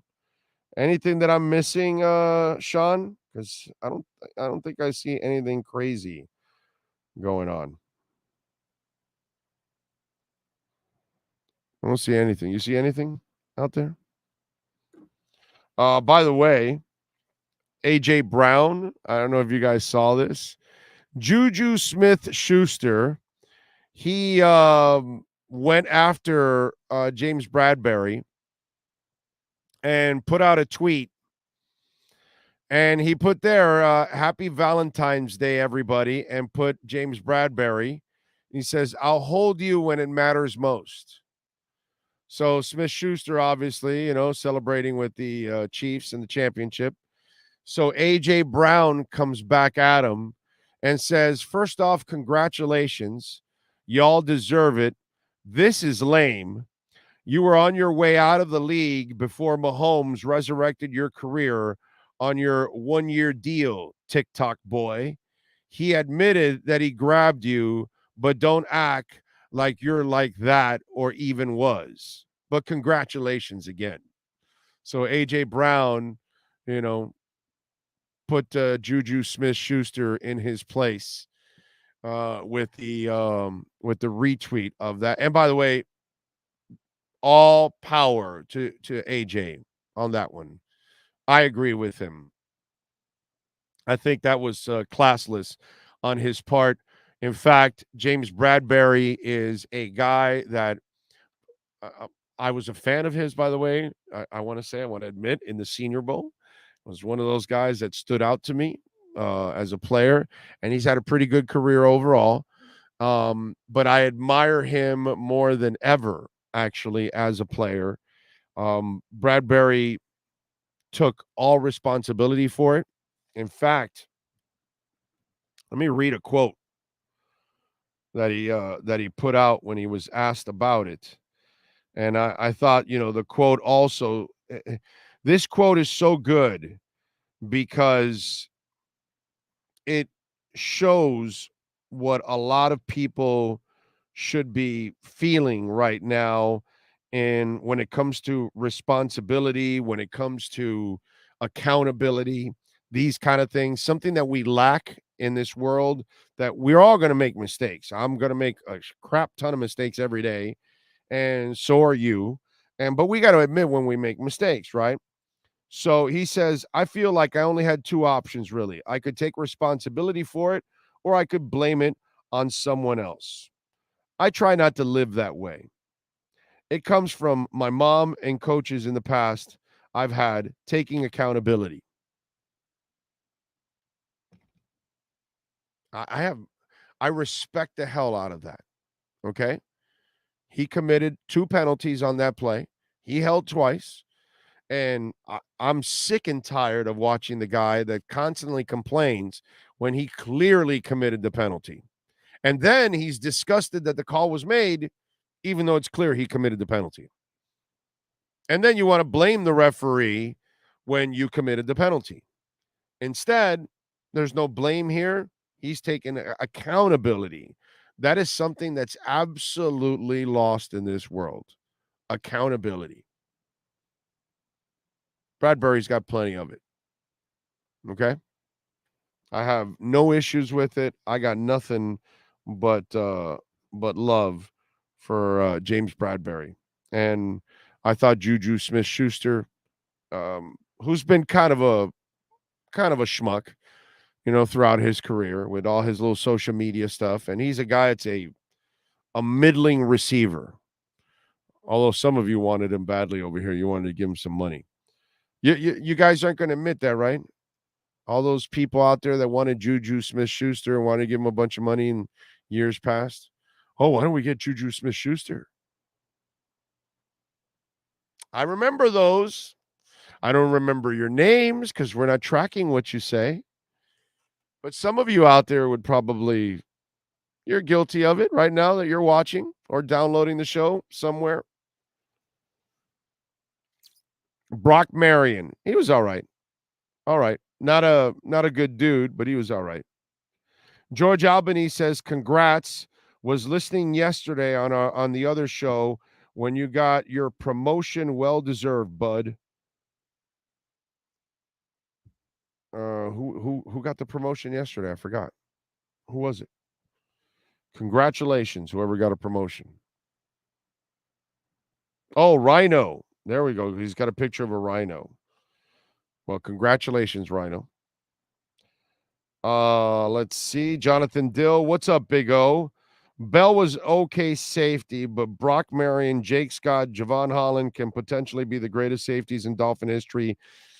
I would loosen up a little bit on that with Brock Marion. He had his holes in his game. He was all right. If he didn't hold him twice on the play, I could understand people defending the hold. I mean, even in the Super Bowl, 2 holds in 1 second, you got to call it. You got to call it by the ref. Yeah, of course. Frankie says a TV sports anchor I really like was a WSVN 7, Deuces Rogers. Deuces has been in New York for a while. I think he was in LA and then New York now. I think he's still in New York. I felt bad for Deuces Rogers once. And do I still have it?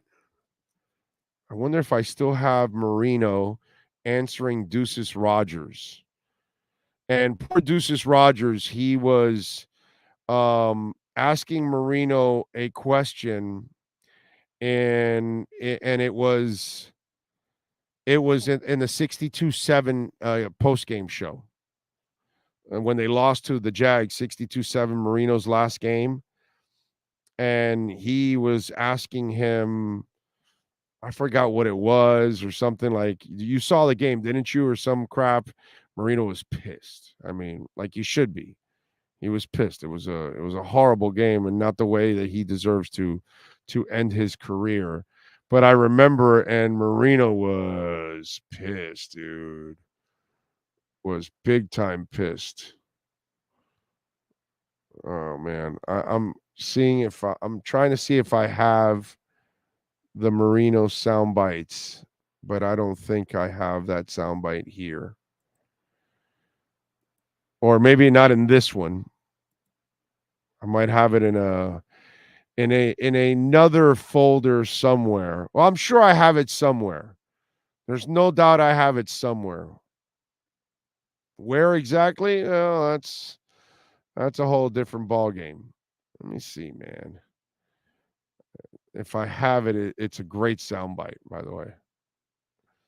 It is an absolutely badass soundbite. I felt bad for Deuces because he got absolutely killed by Marino. I'm trying to remember exactly what happened, but I'm having a hard time remembering exactly the whole thing. Like, you were there, didn't you see it or something? Marino was like, he was livid, dude. Very, very pissed. Very, very pissed, okay? Miami Dolphins, first round selection. The Dolphins select quarterback Dan Marino of Pittsburgh.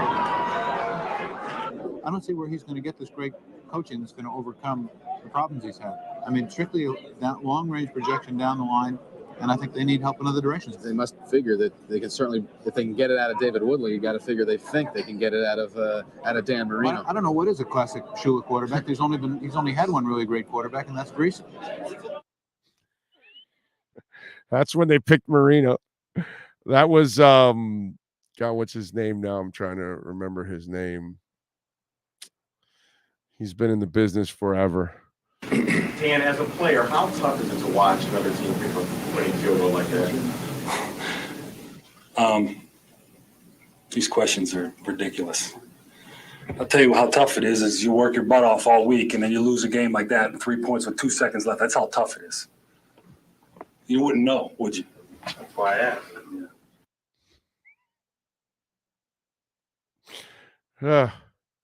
The stuff I have in the vault, okay, is is priceless at times. That's all I can tell you. That was a tough one, right? Dan, as a player, how tough is it to watch another team pick up a winning field goal like that? These questions are ridiculous. I'll tell you how tough it is you work your butt off all week and then you lose a game like that and 3 points with 2 seconds left. That's how tough it is. You wouldn't know, would you? That's why I asked. That's why I asked. That wasn't the one after 62-7, by the way. That's another one. I know I have the one with Deuces and Marino. I know I have it somewhere.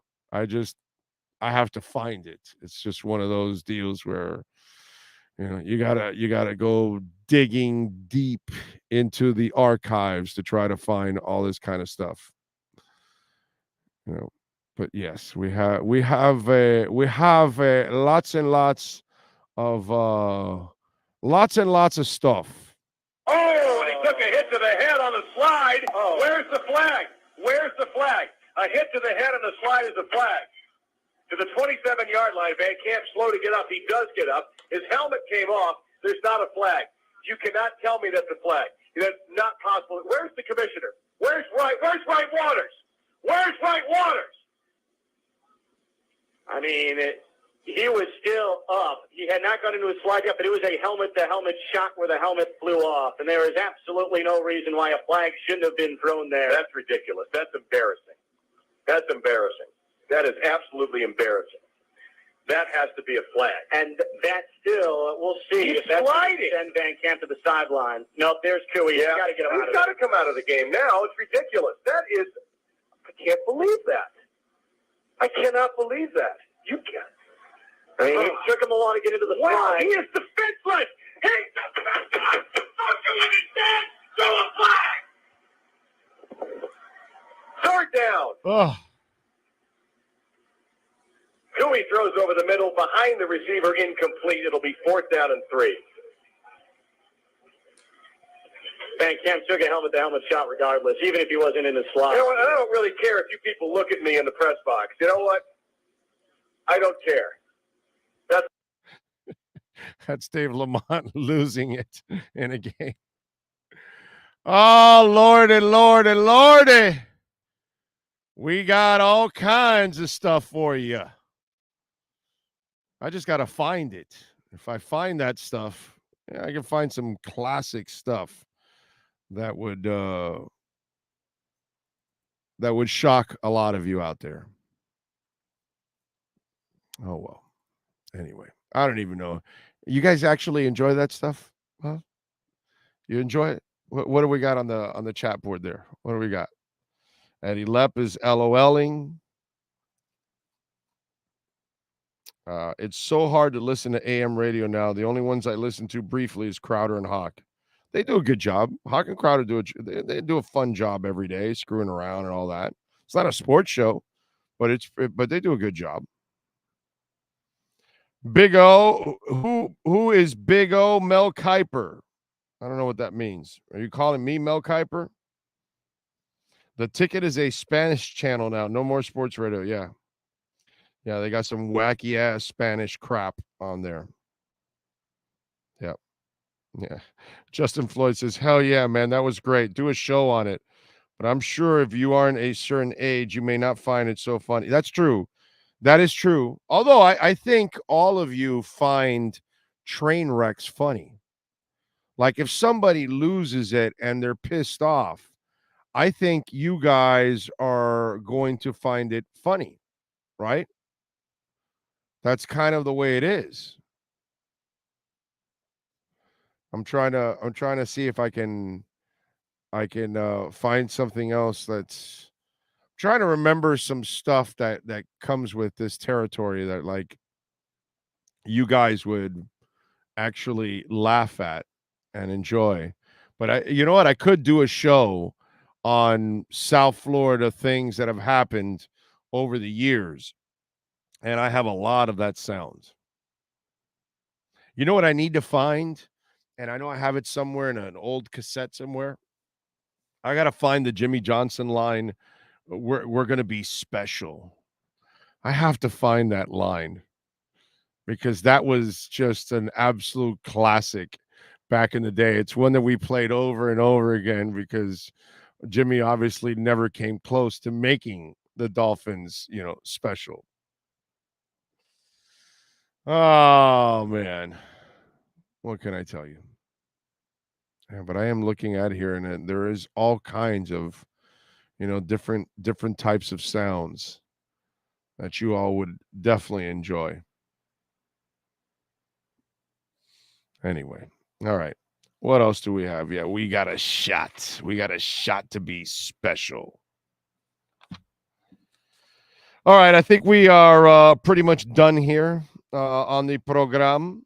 By the way, I see the Bills. By the way, Bills fans have to pay 12% more now to go to Bills games. Allen's contract's going up. They're not going to be able to keep all the players that they normally would be able to keep now that contracts are kicking in. So that announcer acts like it's the Hindenburg disaster. Oh, the humanity. You never hear this or find them on YouTube. But you will find them here. That's for sure. You're going to find them here. Damn right. I can't tell you how disappointed I am. I really can't. It's a low point for me, for in a long time. I wanted so much for us to be finishing strong and going into the tournament with a good attitude and ready to go. And and now I think that's going to be difficult, but I got to try to do it as best I can to get them back to go. That's it. Do it, Parcells. Just do it. Yes, sir. Joey Porter, are you worried about the commissioner? I'm not like a guy that, I got a citation. I got a ticket. It's like getting a speeding ticket is what I got. I got a ticket and a fine and from my understanding, it's supposed to go away, but it's not like, I have a lot of priors and stuff like this. I've never been in trouble outside of football. You know what I mean? All my penalties came on the football field. So this is not like Joey Porter has a history of getting in trouble outside of football. That's not my situation. There was one incident that Like I said, I wish it never would have happened. I don't know how Levi views this thing. It's something I definitely want to put behind me, and hopefully he feels the same way. And the faster we put it behind us, it'll go away, and I can continue with my career, and he can continue with his. That's right. Big cojones. Is that what it is? Big cojones. Bottom line, I mean, we know how to win in those situations. Look at the veteran ball club. The youngest guy we got on here is Amir. Everybody else been in the league for a minute, so we know how to win when it comes to those current situations. There you go. There you go. A little Wallace for you. I could come up with a whole bunch, but I could actually turn it into national stuff. I can turn it into local stuff, all kinds of stuff. We can actually turn it around to. So not bad. There you go. So anyway, we're out of here. We love you all out there. We will see you tomorrow live from Hialeah Park, by the way. We'll be at Hialeah Park 3 to 6 p.m. Remember, it's an afternoon show. Okay? Afternoon. So 3 to 6 tomorrow. We thank Sean Stanley. We thank Omar Kelly and Matt Verderam for joining us. You all be good out there. We'll see you tomorrow. Same time, same place, same bat channel. Be good.